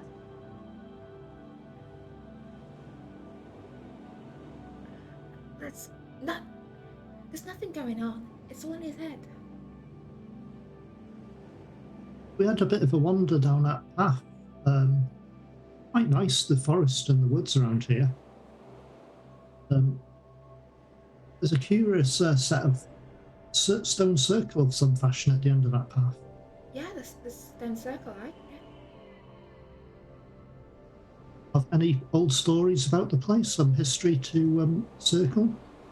I mean, you know, it's a circle. We sometimes we light fires there on May Day, dance around, you know, that sort of thing. Like a local tradition. Midsummer harvest, that sort of stuff. At least people used to, and then you know, bad things happened and people stopped, but that was before I was born, so I don't really know the details, but my pa says that back when he was young, some of his brothers went into the forest and never came back. That upset the Guardian or something. The Guardian? Guardian, yeah. Forest guardian in some fashion. Guardian of the Moonlands, yeah. What is that Guardian? Never heard of her. A servant of the Black Goat. Sorry, I'm a London street kid. Do you not have the Black Goat in London? No, there's also not a forest there. Oh. So Like I'm so what the sorry. forest's named after. Goatswood's town. Keeper, does this sound familiar to me at Make all? me a mythos roll, please. All right. Straight She up. keeps us safe and she guards us and gives us bounty. I'm going to spend my luck on that. Okay. That's, what? I mean, you've heard in writings of the Black Goat of the Woods in some of one of John. In fact, it's probably in some of. It's in one of my books. Yes, and possibly briefly referred to in one of Sir John's diaries. And he referenced the incident with the Black Goat of the Woods. And he is it in Nameless Cults? Yes, it is in Nameless Cults. In fact, yes. Yeah, the Black Goat of the Woods with 1,000 young is Mother of Monsters. Mother of Monsters. Symbol of wood is a symbol of fertility. This immense creature dwells in dark places. people make sacrifices for her in return for fertility and for plenty. And there's a special note to the goat of the milk of Shubnigura, and its qualities and its properties to transform and change. All right. So yeah, it's definitely something you've come across in your readings, but never in such an open way as Agnes is talking about it. It sounds familiar to me, but it's not practiced in the city. It's actually more of a myth in the cities. So has there been any gifts to the black goat recently? Why are you asking? You're not like Dr. Webber thinking it's all, witchcraft and whatnot, because it's not witchcraft, it's just, No, it's not like witchcraft. Mayday and all that sort of stuff. It's perfectly normal. Like, you're not gonna... But the thing is, if I tell you about it, you'll then, stick me down in the basement overnight, going on about how I'm like... I'll pour They burned my ancestors as witches, I'll pour 2 cups of Witchfinder tea. came through town. While she's speaking, I'll pour 2 cups of tea, place the cups onto a, if I can find a tray, on a tray, and I'll say, "Come with me, Agnes, and we will talk." And I'll just leave the men where they're standing, and I'll take her into the room with the cleaned up chairs. Let's talk. I assume you're already in that say. room because that's like the only room big enough for everyone. But there's also the spare I thought bedroom. we were making the tea. Yeah, but the kitchen's not big enough for everyone. Like. Okay, well then, yeah, I'll take her into the spare bedroom then. Yeah, this is actually a cottage, so the rooms are small, and yeah, it's all kind of higgledy-piggledy piled on top of each other. Okay, yeah, no, I'll take her into the small room, and I guess I'll sigh when I walk into the bedroom. Yeah. You wouldn't want to sleep in here. No, but I'll clean it up so that we can sit.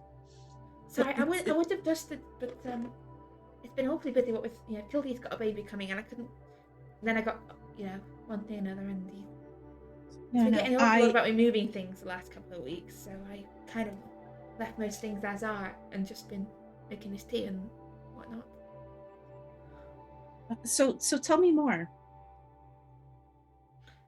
I mean, I've only been working for him a couple of years, and he's a bit loose screws up there, but he's mostly all right, pays well, and there's not that many other jobs in Goatswood, and I don't want to go to Extham or up to the towns, and it's this or farming, and I really don't like farming, so look, worse things happen, like, it's quite a warm basement. Alice. It's still not appropriate. No, it's not appropriate, like baby. He's not that sort. And anyway, you were going to tell me you thought I wouldn't believe you when you said that there was more to be said about the Guardian. The Guardian. I don't know anyone's seen the Guardian. That's just a story. Maybe they, bad things happen in the woods. Maybe other people got him, but said that the Guardian, protects those that want to do harm to Goatswood, outsiders. All right. Well, and it'll come if anyone tries to harm the Moonlands. I saw that coming in, and it's all covered in moss on the tripod, holding it. Yeah. Has nobody tried to care for it? I mean, a bit of moss never did it any harm. No, it could soften and. It's been there since before my grandma was young. A bit of moss isn't going to bring it down.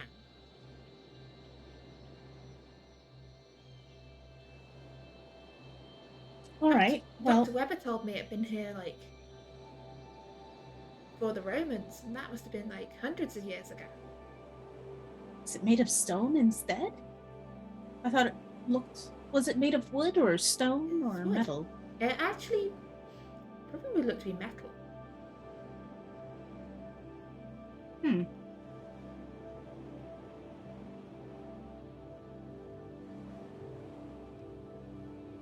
Well, here, have your tea. Relax a little. But spending a night in a cellar, tied up, unable to move. You should probably get rid of the chains. Hmm. I'm not sure where he got them from.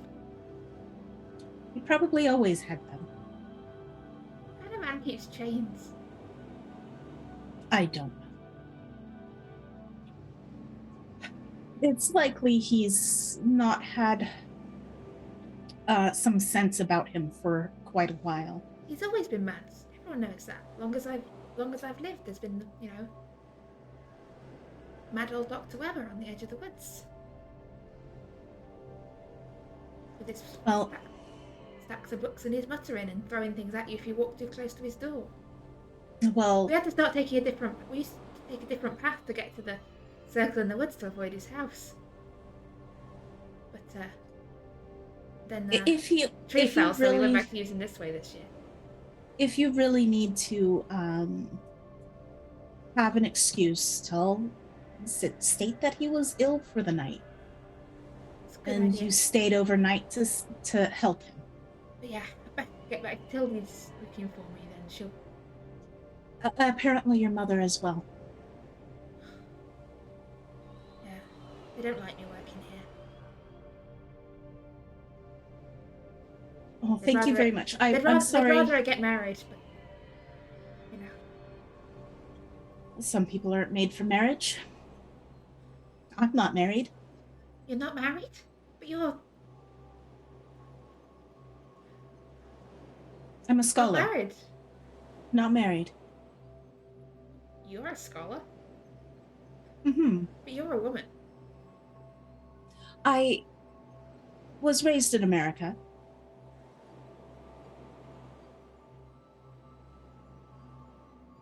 They let women be scholars there? Like, did you go to university? I heard Dr. Weber talk about university, like up in Oxford.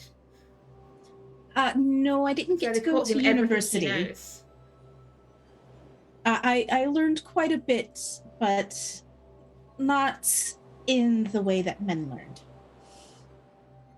But I do assist in the museum in London. I do quite a bit of research. I am a proper scholar. Never met That's one. I was going to say I'd never met a woman scholar before, but I'm going to be honest, the only scholar I ever met was Dr. Weber. well. If He's you're about as far as a woman interested, from a woman you could ever get. if you are interested, if you go to London, you can probably get into some schooling, that's what you would prefer. I've never been past Exum. And, I know my letters, but How old are you? I'm 15. That's never too young to try, or never too old.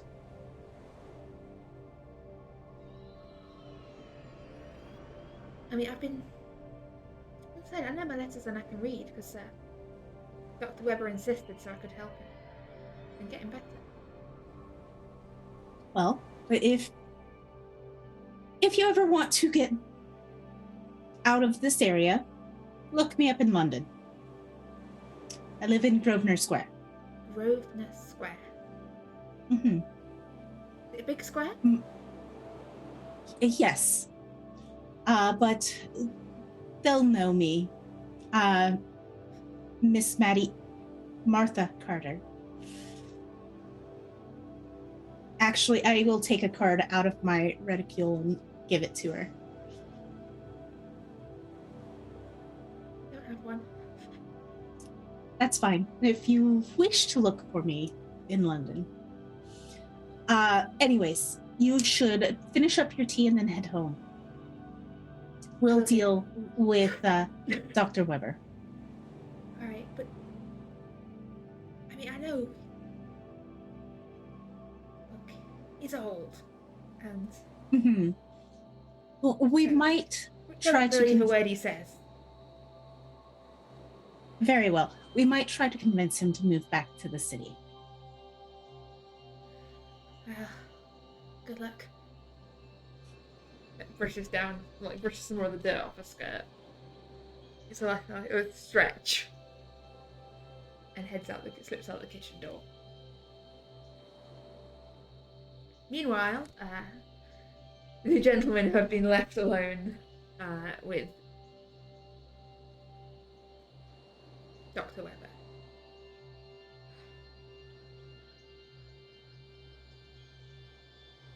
So, what was your reason for locking her up the first time?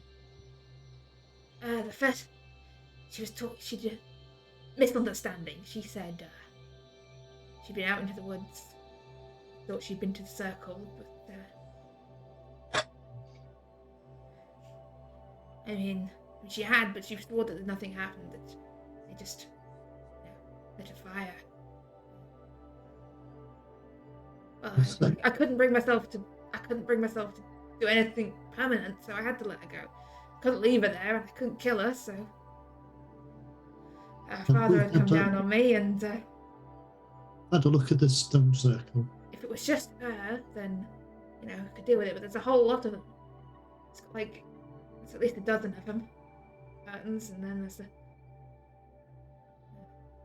rightfully, this whole place should be burnt to the ground. That's the only way to get rid of a lot of them. Witchfinders came through here back in the day. Killed a good 2 dozen. At least you didn't have any bother last time she was locked up. It looks like she didn't tell anyone about the incident. Came up with some sort of excuse.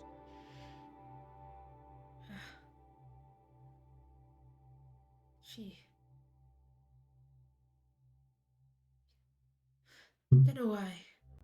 She seems to like working here. Perhaps she likes books. Probably she's a spy. That's why she came back, That's the only good reason, Perhaps she likes the history. Never know. Maybe she just thinks you're an old crazy man. I'm not. I'll give that I am old, but I am not crazy. You know the truth.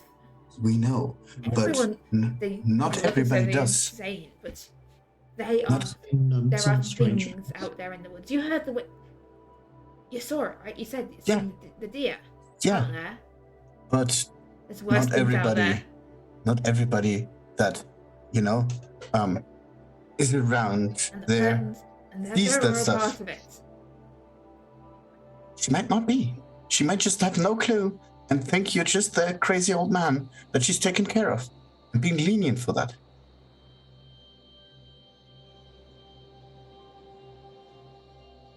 She might just want to help. You want me to believe that her sister, a ma, and a pa and are all in on it, but she's not? No. Maybe. Who knows? She didn't seem like that to me. And I'm pretty good at noticing when people are lying to me.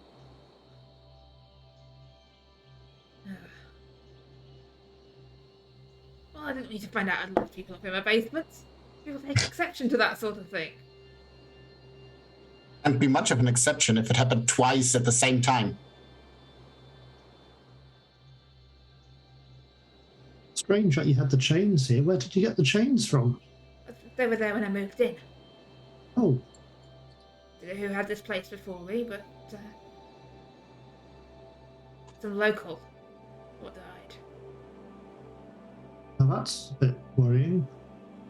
Do you know anything about the previous tenant or owner of this property? One of the parents.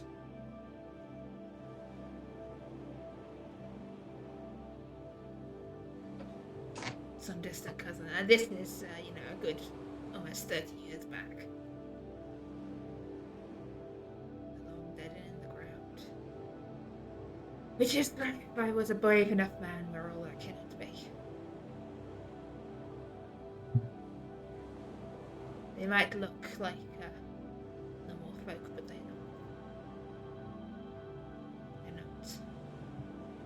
When you moved into this property, there wasn't anything else strange besides the chains that were here? Books or unusual items? No books. It was an empty place. I'd been lived in for a few years. The ceiling was coming in, but I patched it up, moved in.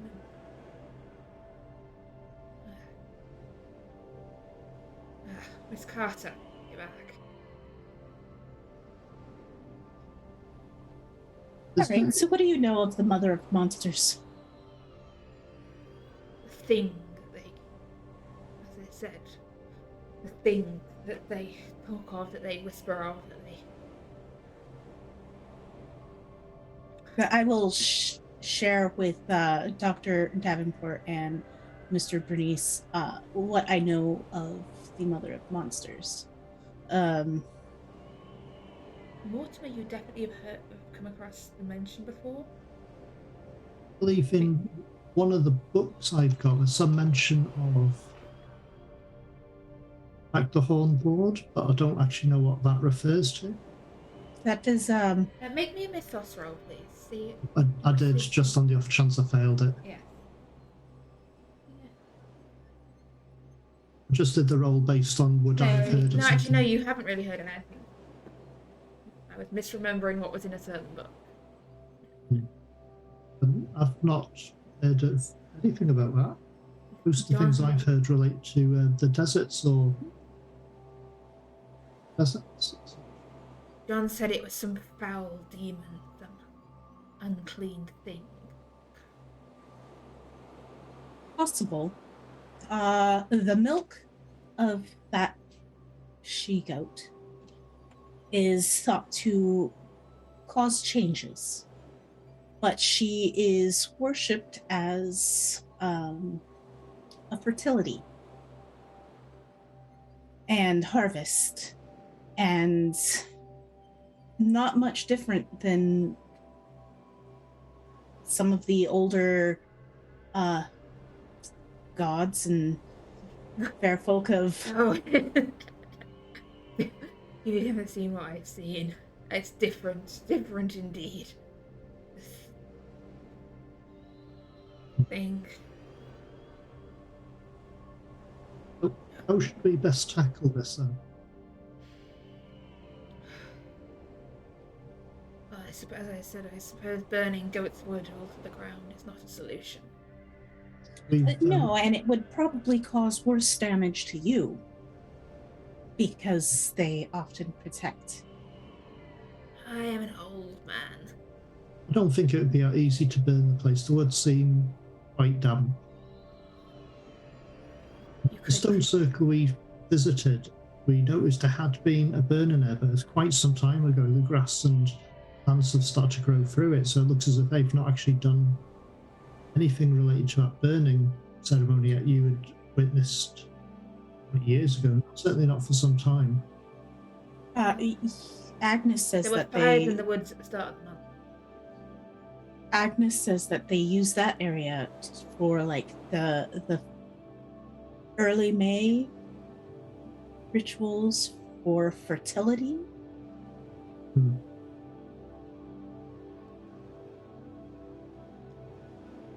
Tallies up with what you said about that creature, that entity. Honestly, it's possible that the milk will change whatever it drinks into a monster, but that's hard to say without seeing what's happened.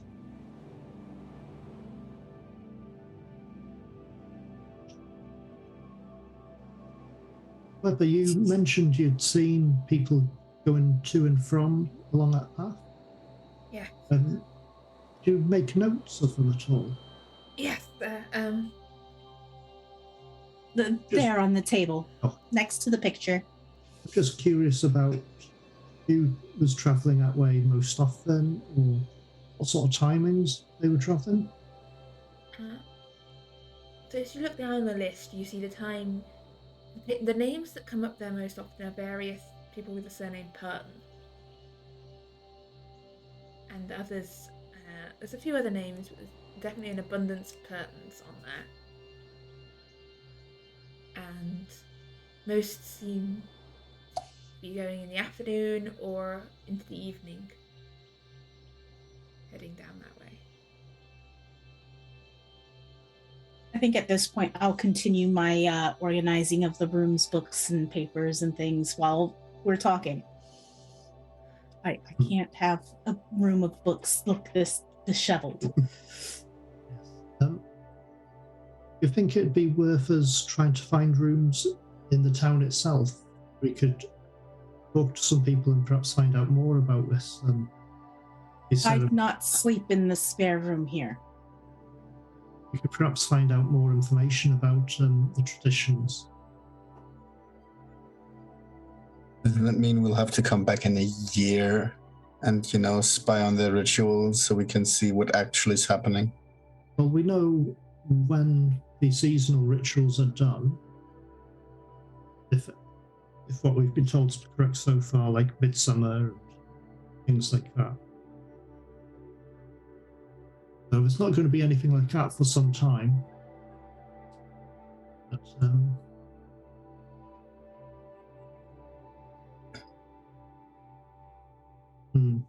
Well, if anything, I can be a historian of religious beliefs and superstition. I mean, I sort of am. Could be historian because the Dr. Weber himself is a well-known historian. So it does match. But actually, when the person I spoke to at the train station, I'd introduced myself as as a historian who's travelled from London. Same sort of interests as doctor here. So that works as well. All that's up. I probably believe you more than me, though. Possibly. So, are you going into the village to look for accommodations? Yes. I believe so. Okay, so you head back down the road. It just starts out as like this green lane and then becomes a bit more of a road past a small church and a few more houses and the post office where they're just sort of shutting up for the day, closing the door. He'll give you a little nod. Afternoon. Afternoon. Afternoon. Everyone else has sort of stopped what they're doing and is staring at you. The doctor had given us a name, I believe. Someone. Mrs. Clark.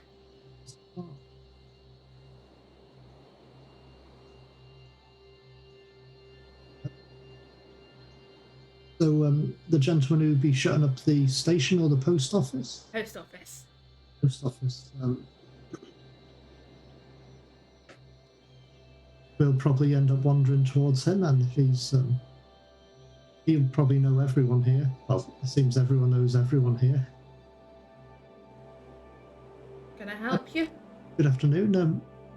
We were trying to seek some sort of accommodation for the evening. Do you know of Mrs. Clark? We were told she might be someone who would have some accommodation that we could hire. Mrs. Clark's second door down there. She's got some spare room she rents out to people who've missed the train connection. We're thinking of compiling information about local legends and stories, folklore, that sort of thing, so these old stories don't get lost to time, as so many do these days.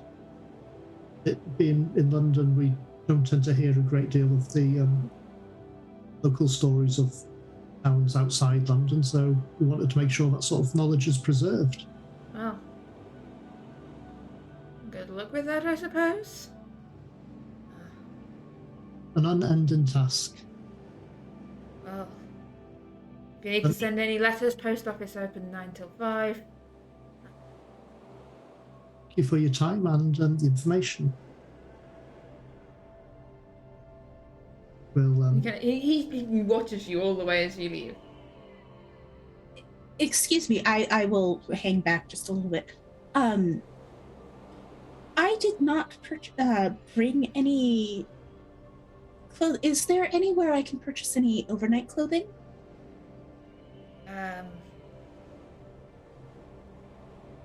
No. Exham, Rochester, but the last train's gone. Okay. Yeah, we've only got the one shop here, and they don't have sell any clothes. clothing. Most people, folks around here make their own. Very well, thank you. And then I will follow after. Yeah, it's only a couple of towns. It's not a town. It's a village in optimistic terms. The crossroads with a few buildings around it. Yeah, and you can see this little, this house with a sign painted that says rooms.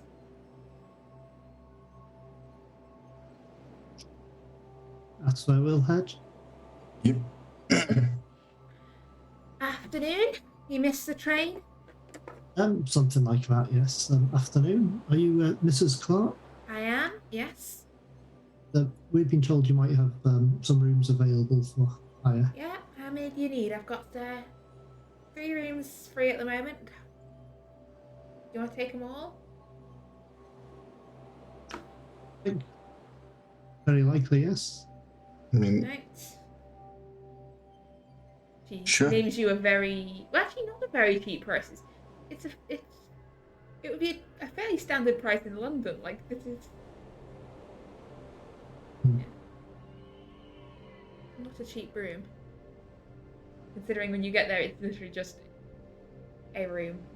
Privy's out back. I can, there's eggs and bacon if you want it in the morning. Would you perchance have any night clothes? We weren't expecting to stay overnight. I've got this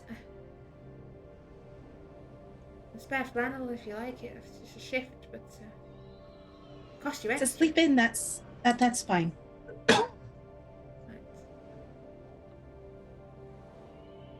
She hands you like it's clean, but clearly old. A little thread worn in places. Oh. Will you be wanting some supper?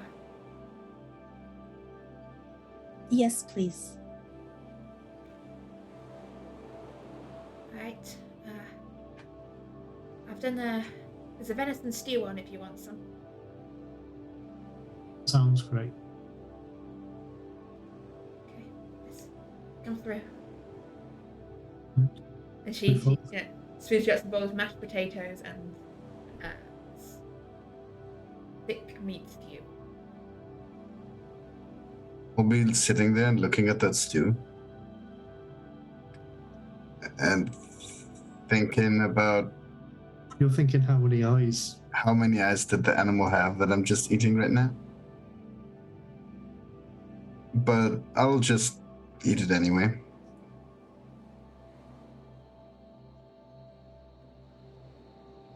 And yeah, is there anything you essentially want to do that evening as before retiring for the night? Is it a cloudless night? Yes. I'm just considering my options. I'm not going to do anything about that, but cloudless night does help. Should I wish to summon something? Well, do you wish to? No. Not tonight. Not yet. Franco or Maddie, is there anything you two wish to do?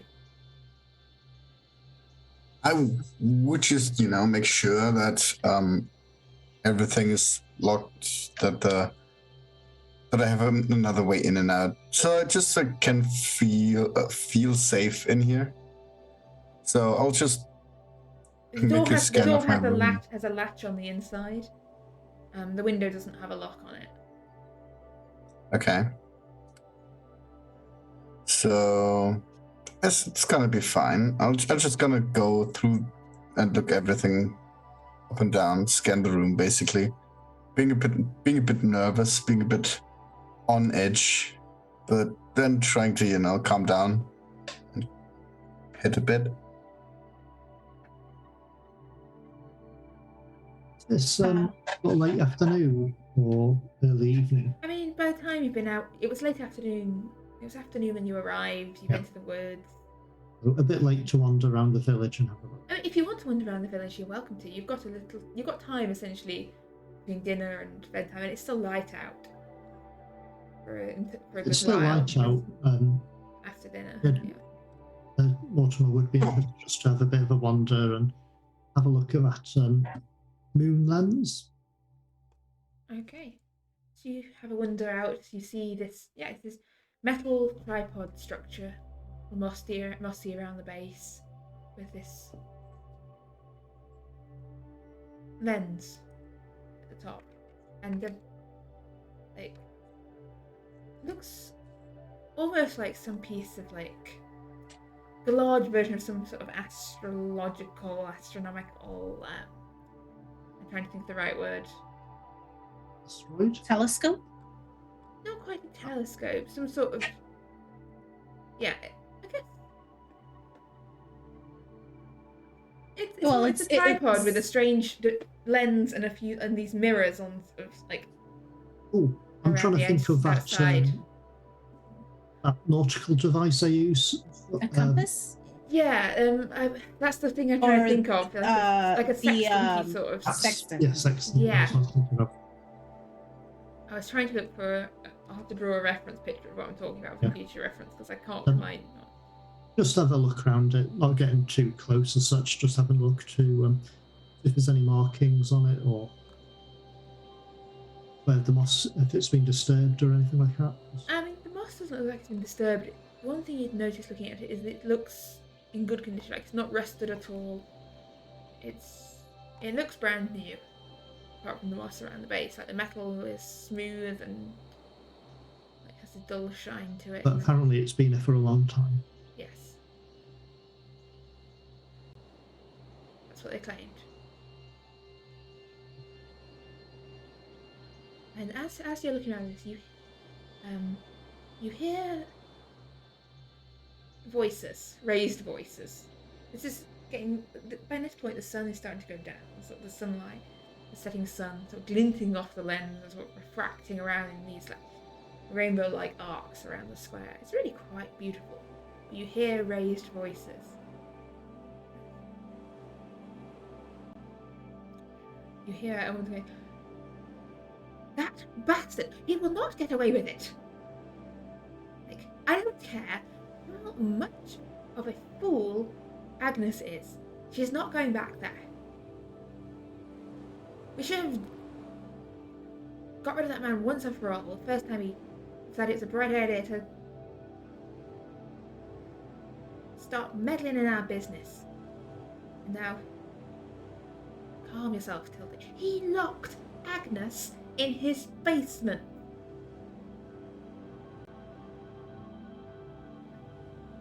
Maybe a misunderstanding, Pa. A misunderstanding does not lead to locking someone in the basement. He said Agnes is a fool, and a fool. Why is it over for trying to lie to cover for the madman? And you recognise the woman's voice as the woman you ran into in the woods.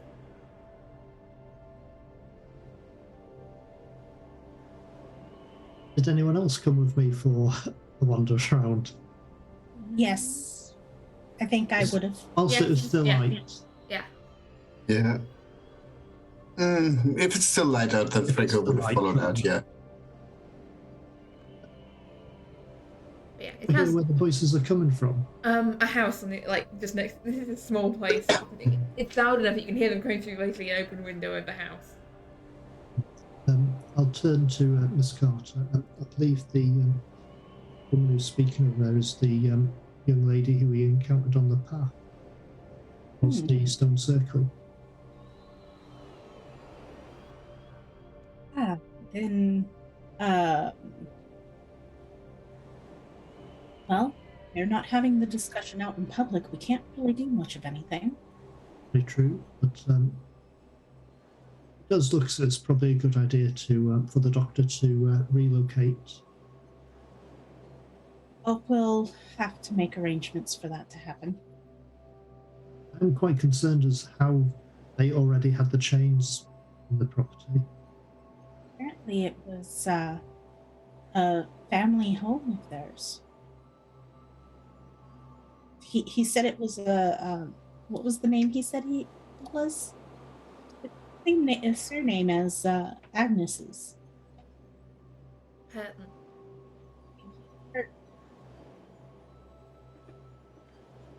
So likely it has something to do with that.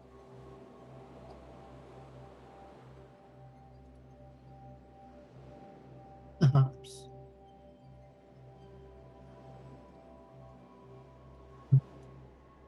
I'm not sure what we can do here. Really, I did give her, offer her assistance should she decide to London. So she needs to get away if she can. You had a good discussion with her. Did she mention anything about the strange ritual, perhaps? Circle? I don't think she participated in any of it, really. And she said that there was a log that had fallen down the path that they had started taking because he would throw books at them as they walked past his house. So they took another path, but a tree fell on that path, and so they've had to resort to using the path in front of his home. It does seem quite overgrown round there. It doesn't seem as if there's been much of a burning or anything like that for quite some time. It does look as if the best thing we could probably do is ensure that this gentleman returns to London. And yes, and we're aware that there's something happened. there is something, but how we can deal with it. Until we know what's actually going on, I'm half tempted to believe that their practices are not nearly as harmful as some of the other ones we've had. Fair. Now, and I will lower my voice just in case anybody is out and about listening and watching us. I will lower my voice and say, Black Goat is mentioned in nameless cults, but I mean, seems very isolated here.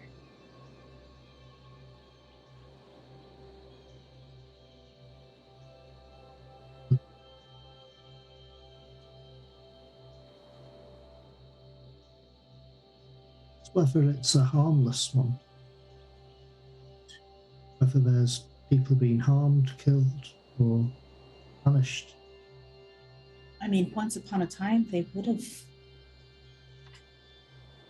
but smallest villages, that would be the case now. True.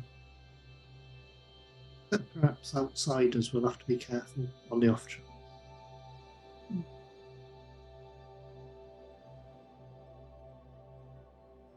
Have to see what tomorrow brings. Indeed. Well, So there's nothing Go else ahead. you want to do that evening? I would look at the other two and think I should go and listen in a bit on what they're talking now that they're a bit aggravated at home.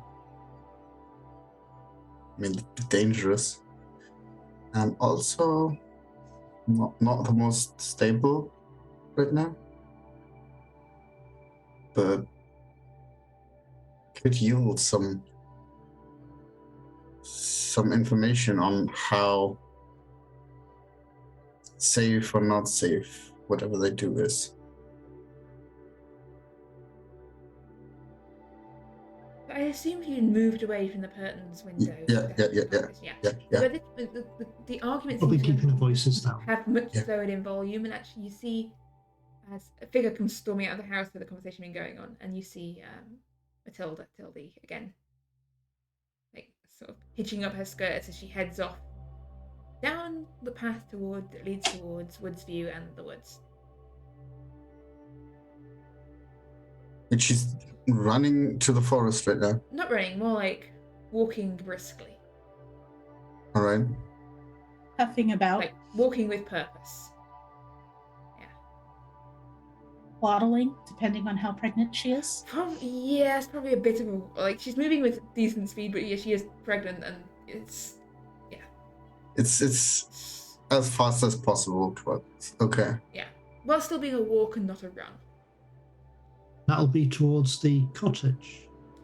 Yeah, well, the same road that leads past the post office and the cottage and into the woods. So The only road, more or less.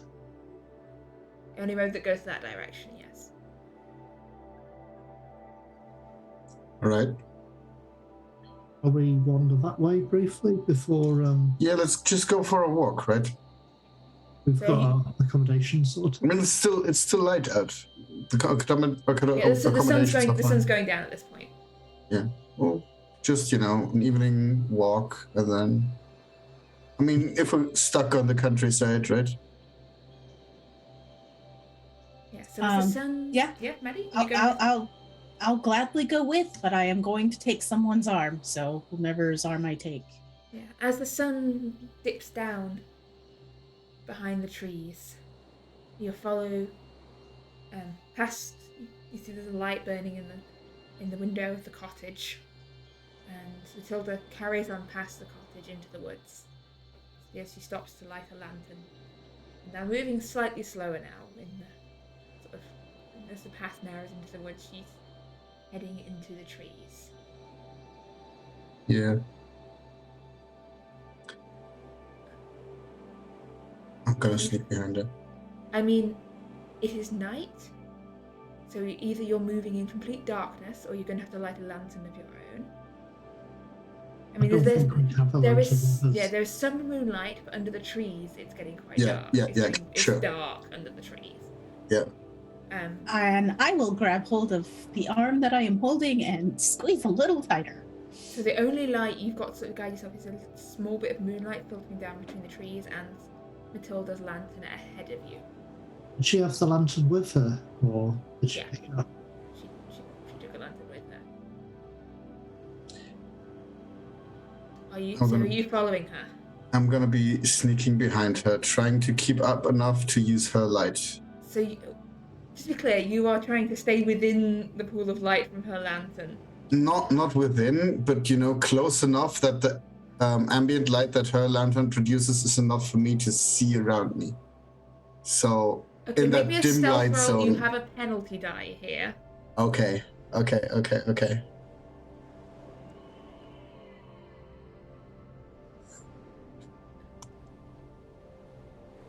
That is a success. Okay, you are successfully following the woman down the dark path into the forest. I guess I've got hold of Dr. Davenport's arm, and we are going significantly slower. Yes, if you are going significantly slow, you're hanging back. You are in dark. We're not being particularly sneaky, but we're being careful. Okay. So We're focused more on being careful as well. you because it's pitch head black. deeper into the woods, into the darkness. This flicker of Matilda's lantern ahead of you. Down this. And as you move in the darkness, I need a sanity roll from Maddie, please. You move through the darkness as you're keeping it together. Franco, you're close to the light. Remember, you see the lantern light glint off the eyes in the darkness. Pairs of eyes, and more than pairs of eyes. Things moving and rustling in the undergrowth. Creatures in the darkness. As Matilda heads deeper into the woods. until you come at last to the clearing.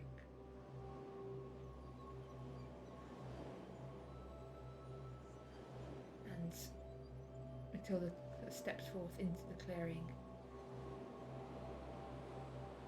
and sets her lantern down atop one of the stones. Are you following into the clearing, or are you hanging back at the line of trees? Hanging back at the line of the trees. Maddie and Mortimer, you can sort of catch up at this point if you wish. Okay. Yes. Matilda set down the lantern on one of these stones. She takes a step back and looks around for a moment. And looks up at the clear night sky, but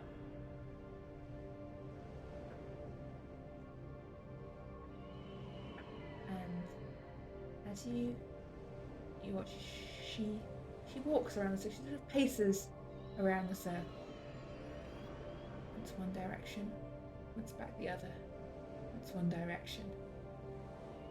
And she's saying something under her breath. Seems to be counting. 1, 2, 3. No. 1, 2, 3. Just back and forth herself. She circles back and forth around the circle. How many times does she do this? 12 times. 12 times 6 in one clockwise, direction, 6 in the other. 12 clockwise, 12 anti-clockwise. Total of 24 times. Okay, I'm straining really hard to hear what she's saying if she stops counting. Okay, make me a listen, please. How does this fail? From where you are in the line of trees, she's too far away for you to hear what she's saying. If you want to push and get closer, you're going to have to step out from the tree line.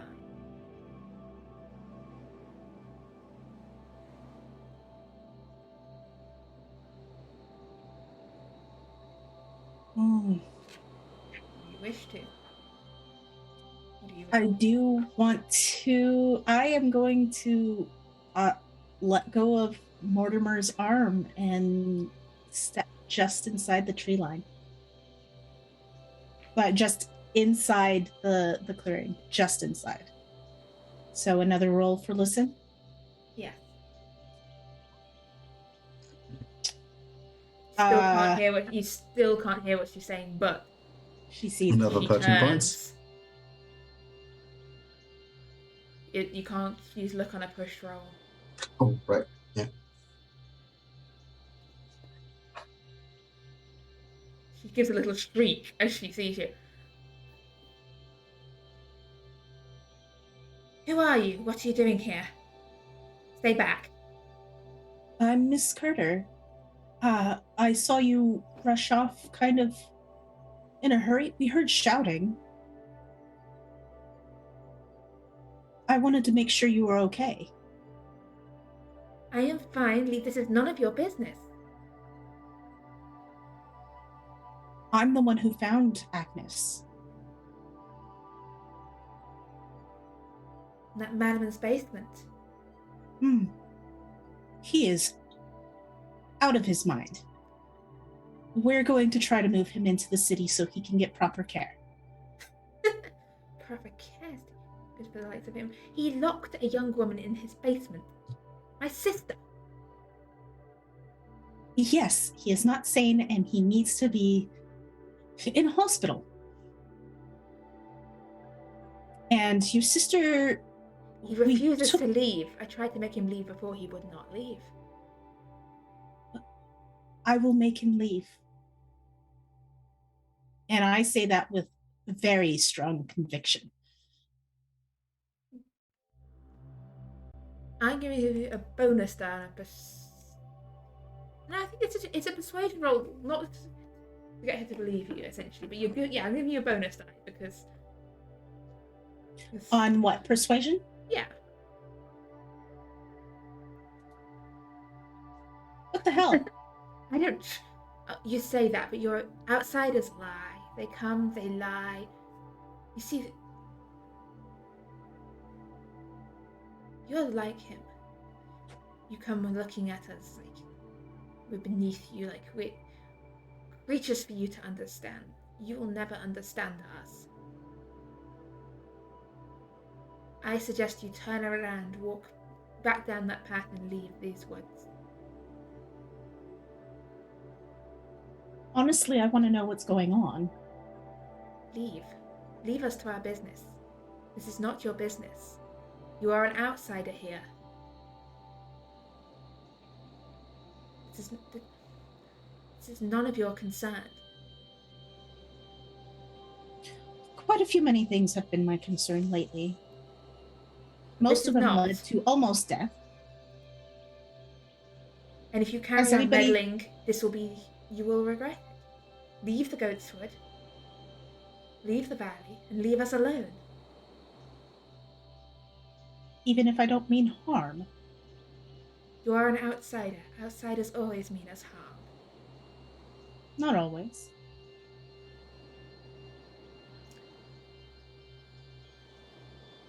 Those that stay but one night have trouble enough.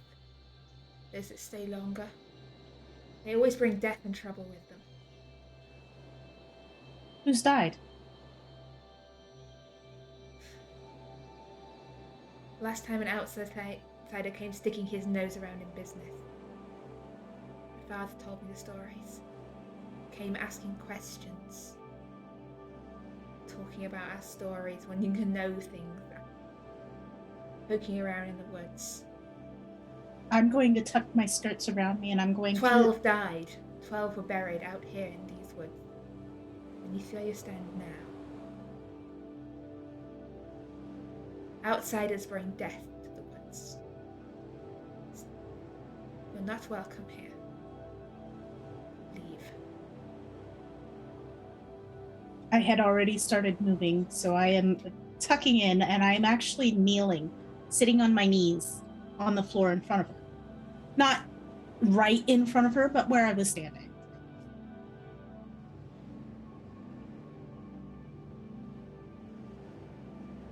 I actually want to know. Want all you wish. It is not for you to know. Our ways are our own. Our secrets are our own. Our woods are our own. Leave.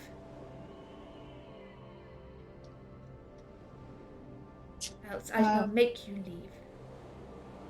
Or I have friends in these woods and... Were you going to summon Shudnigrath? No. You think we call upon the Black Goat for a petty matter like this? No. Have you had her milk?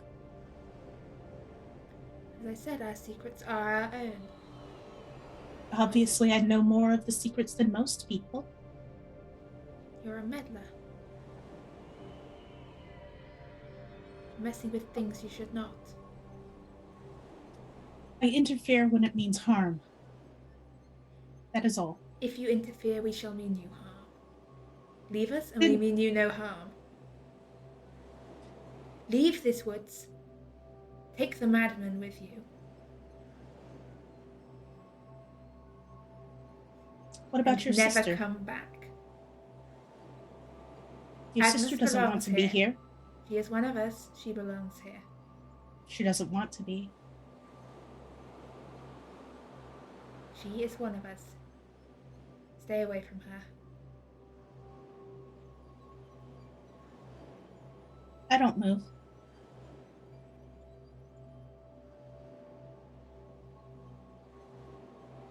Do I see moonlight at least? There's moonlight in the clearing, yes. Bright moonlight. Then I don't move. This is your final warning. Leave. Else I will not be responsible for what happens to you. I'm not doing anything harmful to anyone.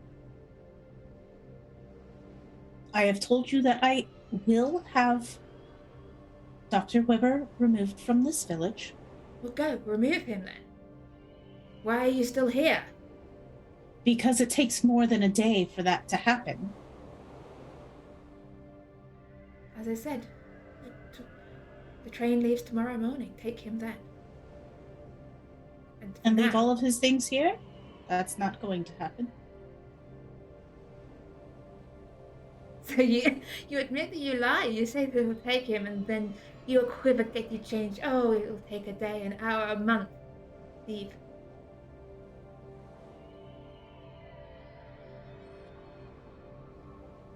For someone who has not seen the world, you don't really understand things, the do you? world. To know that it takes more than a day to leave? And even if I were to go to the middle of your village, I'm still in the woods. You know what I mean. Don't try and treat me like a fool.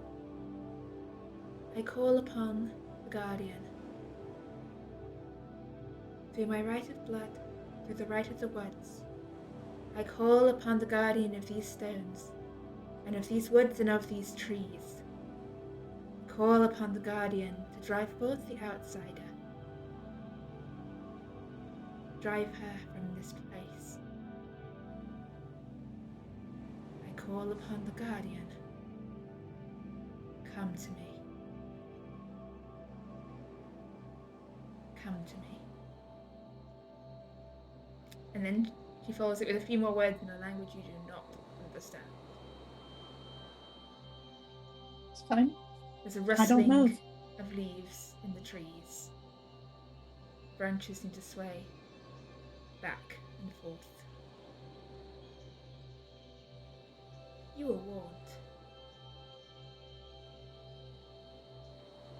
And a shadow moves across the surface of the moon. His dark shape. Something winged and dark and black.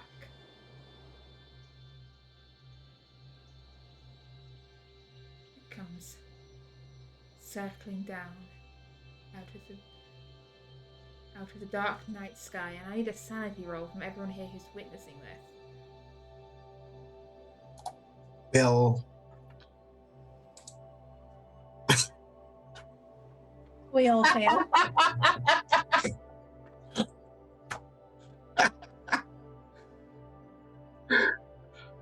Luckily, I Fumble. don't think a fumble actually has any more negative.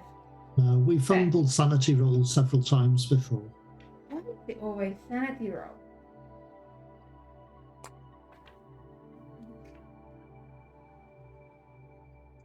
You just check the appropriate.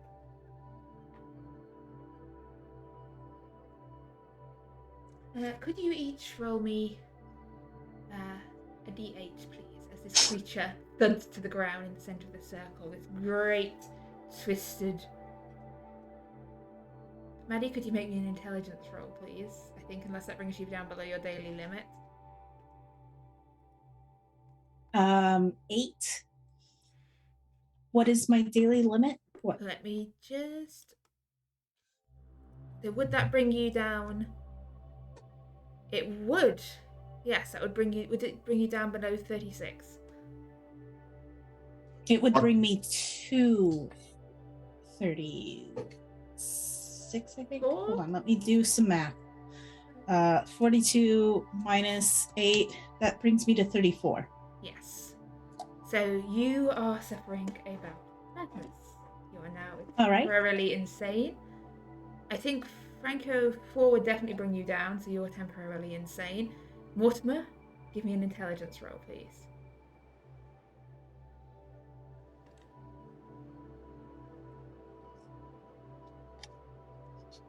You are able to comprehend that as the Guardian sting. It's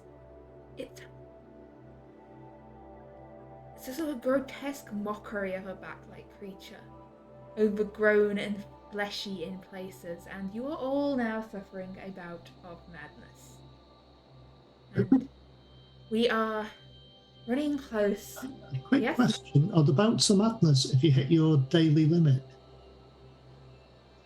Or is it just because of how much we lost? It's either if you lose 5 or more sanity in one go, or you That's hit your okay. daily limit. So the just intelligence gonna- save was if you lose 5 or more sanity in one go, you have to make an intelligence roll. If you pass that roll, you know what's What going it on is. here. It's okay, I was How just checking. awful it is. Yeah, I'm no. still So above my daily limit, that's what I was yes, asking. but you are all currently temporarily. Actually, no, I believe Franco and Maddie might be currently indefinitely insane. Why? You Maddie drop below had, your daily limit. Oh. Indefinitely? I will have to double check, but for now you are insane. At the least temporarily, possibly Yes. indefinitely. And as we are running close to the end of the session, I'm going to do this a little differently from usual. I'd like one of you to roll me 1d10, please. It's madness. I'd like to. Descends. I do have one question, Yes? Peter. This creature, was it anything similar to the Invoke Demon? I can't. Summoning, from what I heard of it, was it similar to the words involved with the Invoke Demon? No. No. It's a different. Just trying to work out if it's something similar. 1d10. All right. You'll do it? 6. That's a 6.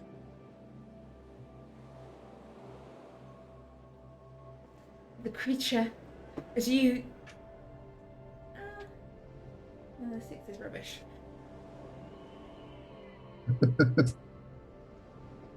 Best luck ever. No, as the 6 does not fit this circumstance. I'm going to overrule that. I can't think of an appropriate way to bring that one in. So I think we're really close. We're going to settle. But as this creature descends and the moonlight flickers, the woods seem to dissolve around you. The dark trees twisting and bending and stretching, their shadows arcing up to the moon. And you come to your kind of senses on the edge of the woods, like your clothing tattered and ripped in places, like your feet hurting from running, like brambles having snagged at your bare skin and clothes. So essentially we blacked out and ran for our lives? Yes. And actually no, I think I will bring in the results of 6. You come to your senses sort of the end of the path. You can see the small cottage. There's no light shining in the window anymore.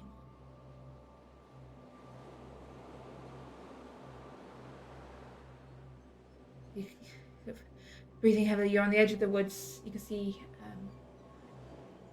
Dr. Weber's cottage there. The window's dark.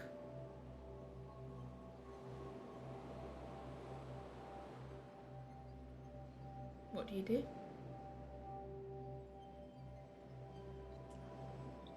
I run up to the door, start knocking, pounding. No answer comes. The door does not seem to be locked. Just taking the kitchen window again. In fact, through all this, none of you ever checked if any of these doors were locked. Yeah. You This is the usual problem. You always assume somebody locks their doors, but they sometimes just don't. Yeah, but you can climb in through the kitchen window if you wish. And then you Go just through in the open the front door. Yeah, the door, neither the kitchen door nor the back door has ever been locked. I'm just looking. It's As you fine. step in, the house is dark, moonlight filling in through the windows, candle burnt down to the stove. And Dr. Weber slumped in his chair.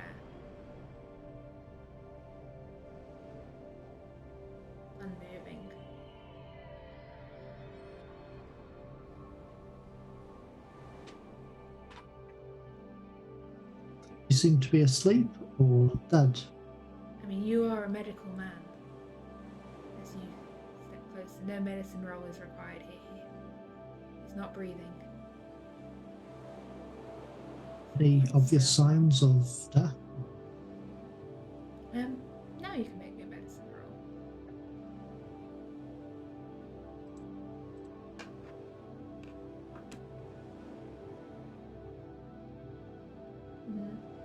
No obvious outward signs. No injuries on him. Just slumped in his chair. Just looks slumped in his chair, nothing strange around him. Nothing strange. The place had been tidied up a little bit earlier, so The place does look. Yeah, the place looks as tidy as it was when you left it. just make sure there's So nothing the sitting disturbing room like was those cleaner than Yes. everything else. Yes, so the sitting room is tidy and most of the rest of the place is in chaos. The only difference is the dead man slumped in his chair. And your own more tattered state. And we can't really tell. There's no sign of a break-in because nothing seemed to be locked. No, no. The kitchen window was slightly open. But That was from earlier, probably. But there's no obvious injuries on him, so none on him there. I'm looking for a candle. There's candles, yeah. I light them. You light the candles, shadows flickering around the walls. Outside, the trees sway in the night, and the woodlands rustle with movement. You hear the rustle movement of creatures. Franco, as you glance out the window, you see 5 eyes glinting, reflecting back at you. Is there a knife? Am I still in the kitchen? Is there a knife? Yes. I'm gonna throw it at the 5 eyes. The knife arcs off, and you hear the thud of a knife hitting grass somewhere outside. The eyes blink away from existence. Why would you do that? We're trying not to be aggressive here this time.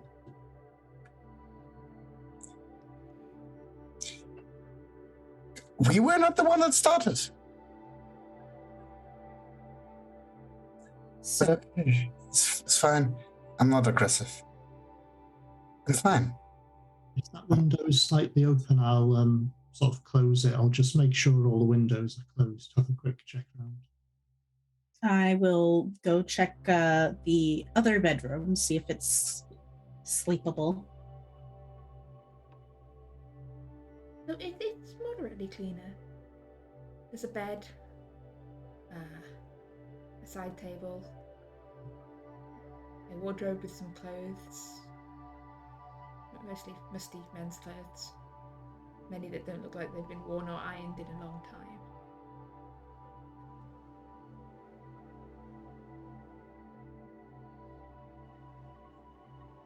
I suggest we stay here. Various photographs like pinned to the wall. I suggest we stay here tonight. All right. Not many other places we can get to, and it's who knows what we'll run into out there.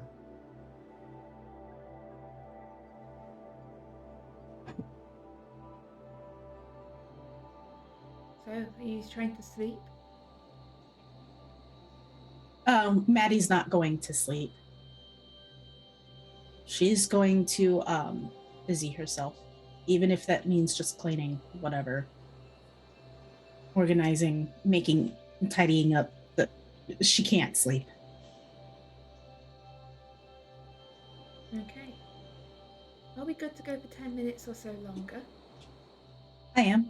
Okay. Yeah, sure. Alright, so Maddie's tidying. Franco, are you trying to sleep? I don't think that Franco would try to, but probably fall asleep at some point because there's just a whole cocktail of adrenaline and but at the same time, like, not being alright and would just probably collapse somewhere. Right, Mortimer.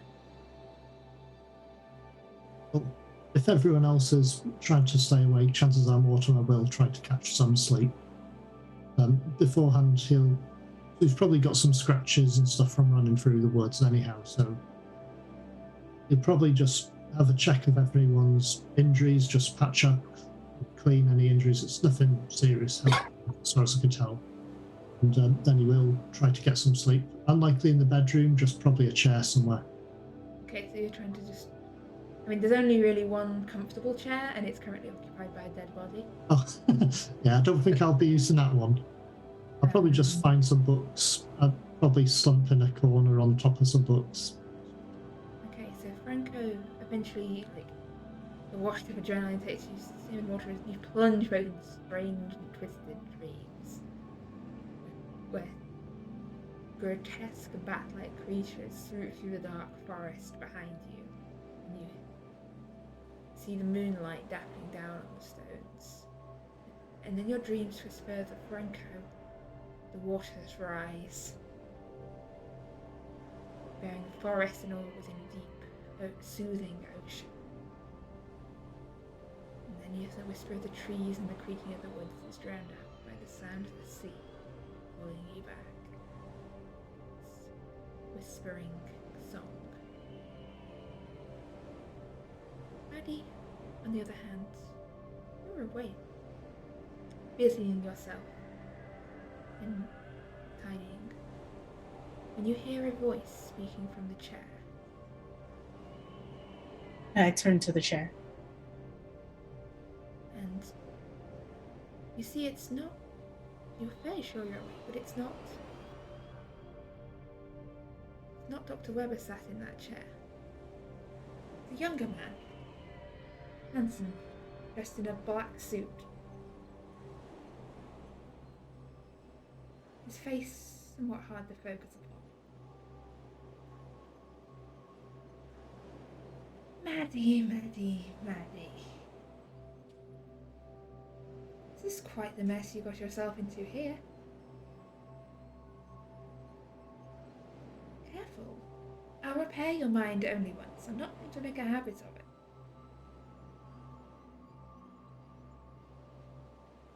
You need something of me? Not today. Just a check on yourself. I was worried about you, you know. You strayed into dangerous territory here. The valley is a dark place. Not like London. I'm just trying to come to a peaceable option. I know, but some people don't see sense. They're not like me. They don't know how to negotiate. They don't know how to deal with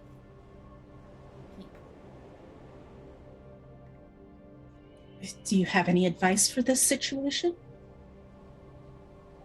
Some battles cannot be won. Not today. Not unprepared. If you wished to win here, you could. You truly wished. You and I could bring an end to all the people of Goatswood. I do not think that's what you want, is it? I don't think that they What need... do you want? Oh, I don't know.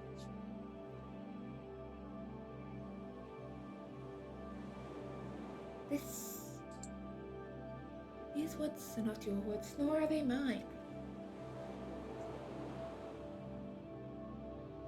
You could make them so if you wished, but it would be a long and hard task, not all one in one night. And this is not the task I need you for. It is not the task I made you for, Maddie. I need you in London. We have greater things to take care of than one small wood and one wet valley. There's innocents here that don't want to partake in the happenings here. The world is full of innocence.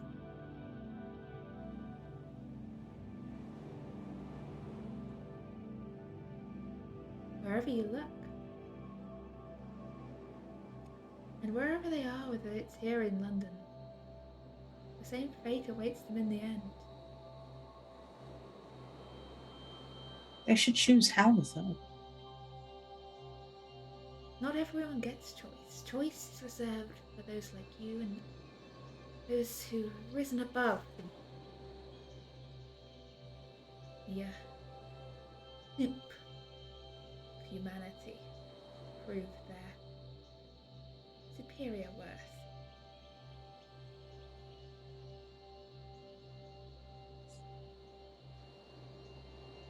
You cannot trouble yourself about every ant that scurries around your feet. Some will be crushed, some will scamper away. They do not matter. You do, and I need you safe.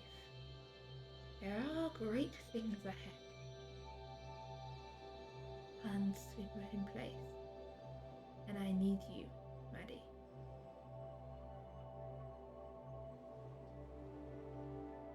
Take care of yourself. We'll be returning Your to life London in is the not morning. your own to throw away. We will return in the morning. Good. Would not want my investment wasted. Sleep well. I am going to turn back to whatever I was scrubbing. And as you look back, the body in the chair is Dr. Webber's once more. And your friend is gone. But, yes, morning comes to the cottage. Summer sunlight spilling in through the windows of a much cleaner and tidier cottage than it was the night before. Mortimer awakes from dreams of the dark woods. Franco from dreams of the deep. And Maddie from a perfectly restful night of cleaning. Question is, what do you do? It is morning. There's a 10 o'clock train out of Goatswood. What time is it? You've got a few hours before the train if there's anything you wish to do, assuming that you would like to get on that train. If you wish to stay, you may. We'll send some people to collect the things here and bring it to the home in Grosvenor Square. I think we should leave. What should we do? Should we go? Body. Hmm? Body. Webber. We'll notify somebody in yes. town. Leave him as he is before we leave. It's probably best in case they require to check the body for injuries. At least it looks as if he passed a natural death, but I'm just concerned whether something that we're not familiar with it. And had we been here, whether he would have survived the night. Had we been here, had we not been here, would he have been killed? Would he have died? We'll have to think about, but I agree we should catch that train. I don't think there's much more we can do here. Do we take the girl with us? I do want to stop by her home and pay her any wages and give her that option. Well, the doctor's no longer here, so can't exactly carry on working for him. No, and I did most of the cleaning last night. Do you have any... I yawn. I was just curious whether she's worked here as a maid. Do you know of anyone in London who could do with a maid? We probably could use another. She's more interested in learning, as far as I can tell. She doesn't want to marry. Could offer her a job. Yes. Well, Let's see what we can do. yes, I am going to collect my things, tidy my skirts as best I can, and then just walk out the door. I think we'll probably follow. Yep. Okay. It's a short path back into town, or village. And as you know, there's a few people out and about, and they make no pretense of not stopping everything that they're doing to stare at you. Like, about half a dozen people just stop and turn and stare. I go to the house that, what was her name? Matilda was at?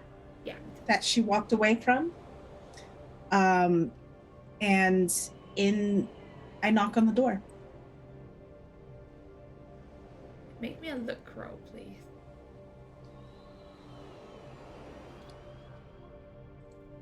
I'd like to spend the 12 points. You can't spend luck on a luck roll. Oh, dang it. All right. The door opens, and you see Matilda.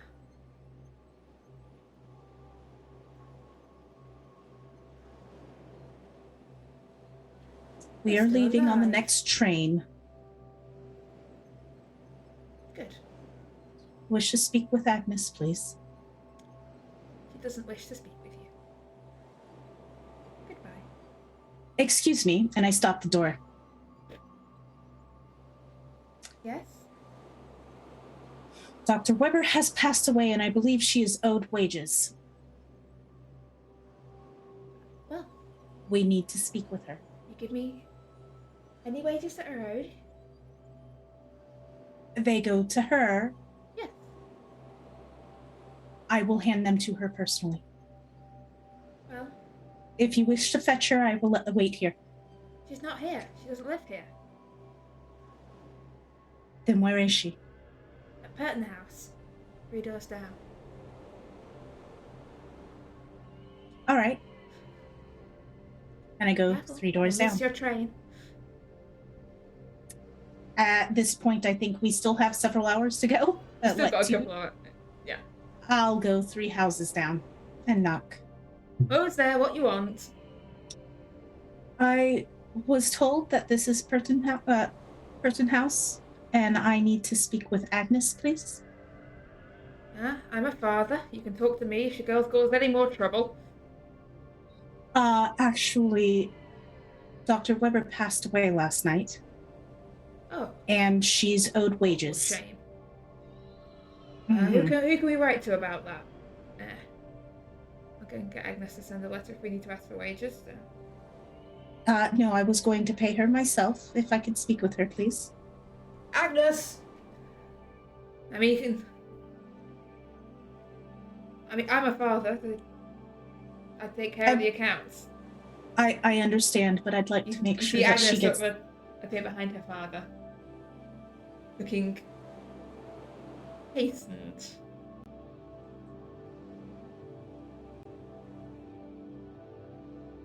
They say the doctor died last night. This woman's come to give you the last of your wages.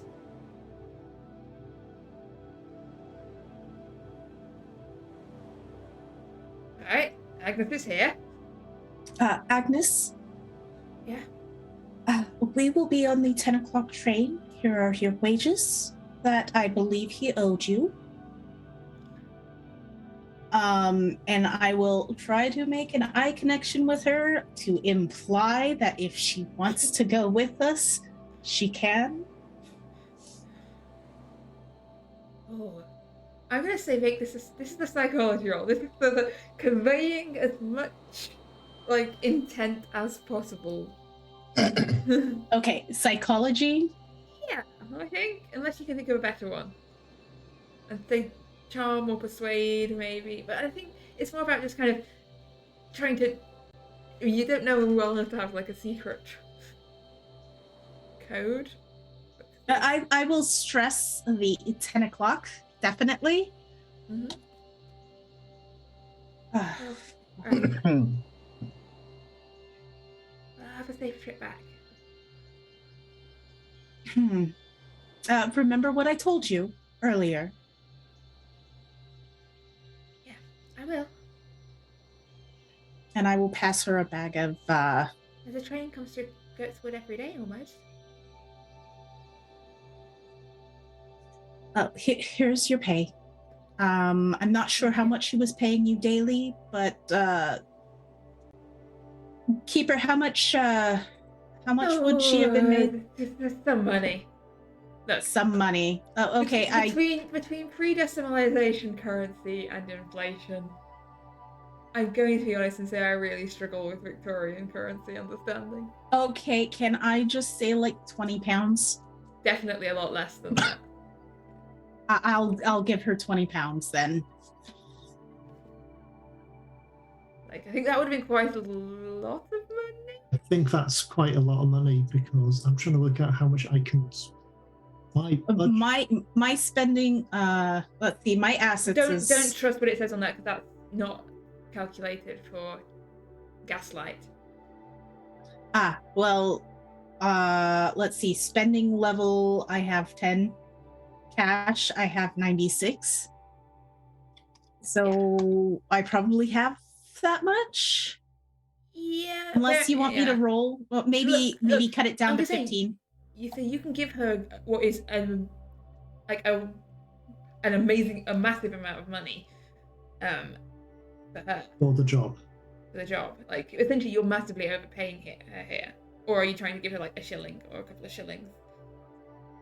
No, I want to make sure she has quite a bit of money to buy her ticket if she decides to leave.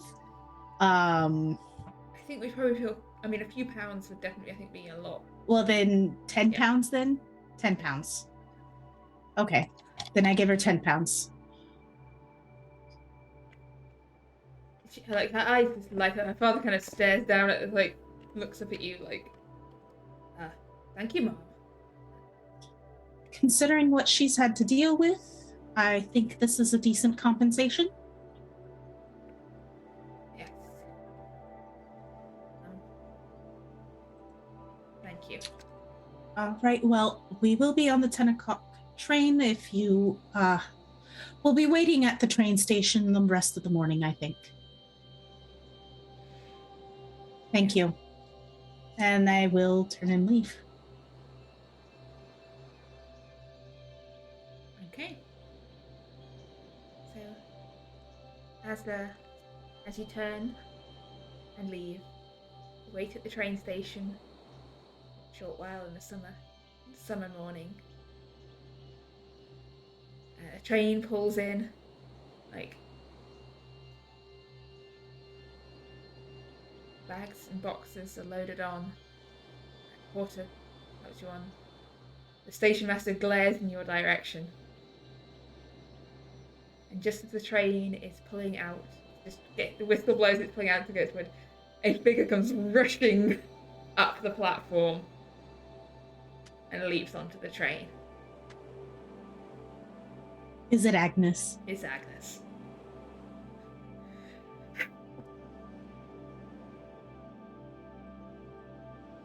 If you get this much money for like a week's work in London, I'm going to London. Well, we could hire you on and you can do studies as well if that's what you wish. Yeah. Don't expect this to be the normal pay for people. Oh. Well. She's just way, way more generous than... But it's likely more than what you were being paid here for what you were doing. I was just going to say, I suspect there's less strange things going on in London, but Well, if you, I can do some cleaning, and I can make tea, and I can be helpful if you'll take me. I mean, Tildy might kill me if I go back. Like, I think you. Possibly. And she might kill us instead. But you are welcome, and if it doesn't work out in our household, we can arrange for another household to take you if that's what you wish. right.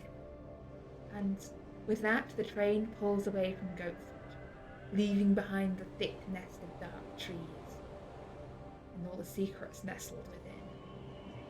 Leaving behind the body of Dr. Weber in his little cottage. We'll never live His to tidy appreciate cottage. yes, he will never live to appreciate his tidy bookshelves. And carrying you back to London along with Agnes Perkin, who goes to join the safe world of a servant of the London Esoteric Society. And as you spend several hours on the train, you arrive back in London to be greeted by a rather distraught-looking James, holding a stack of papers and babbling about a creature that's living in the walls.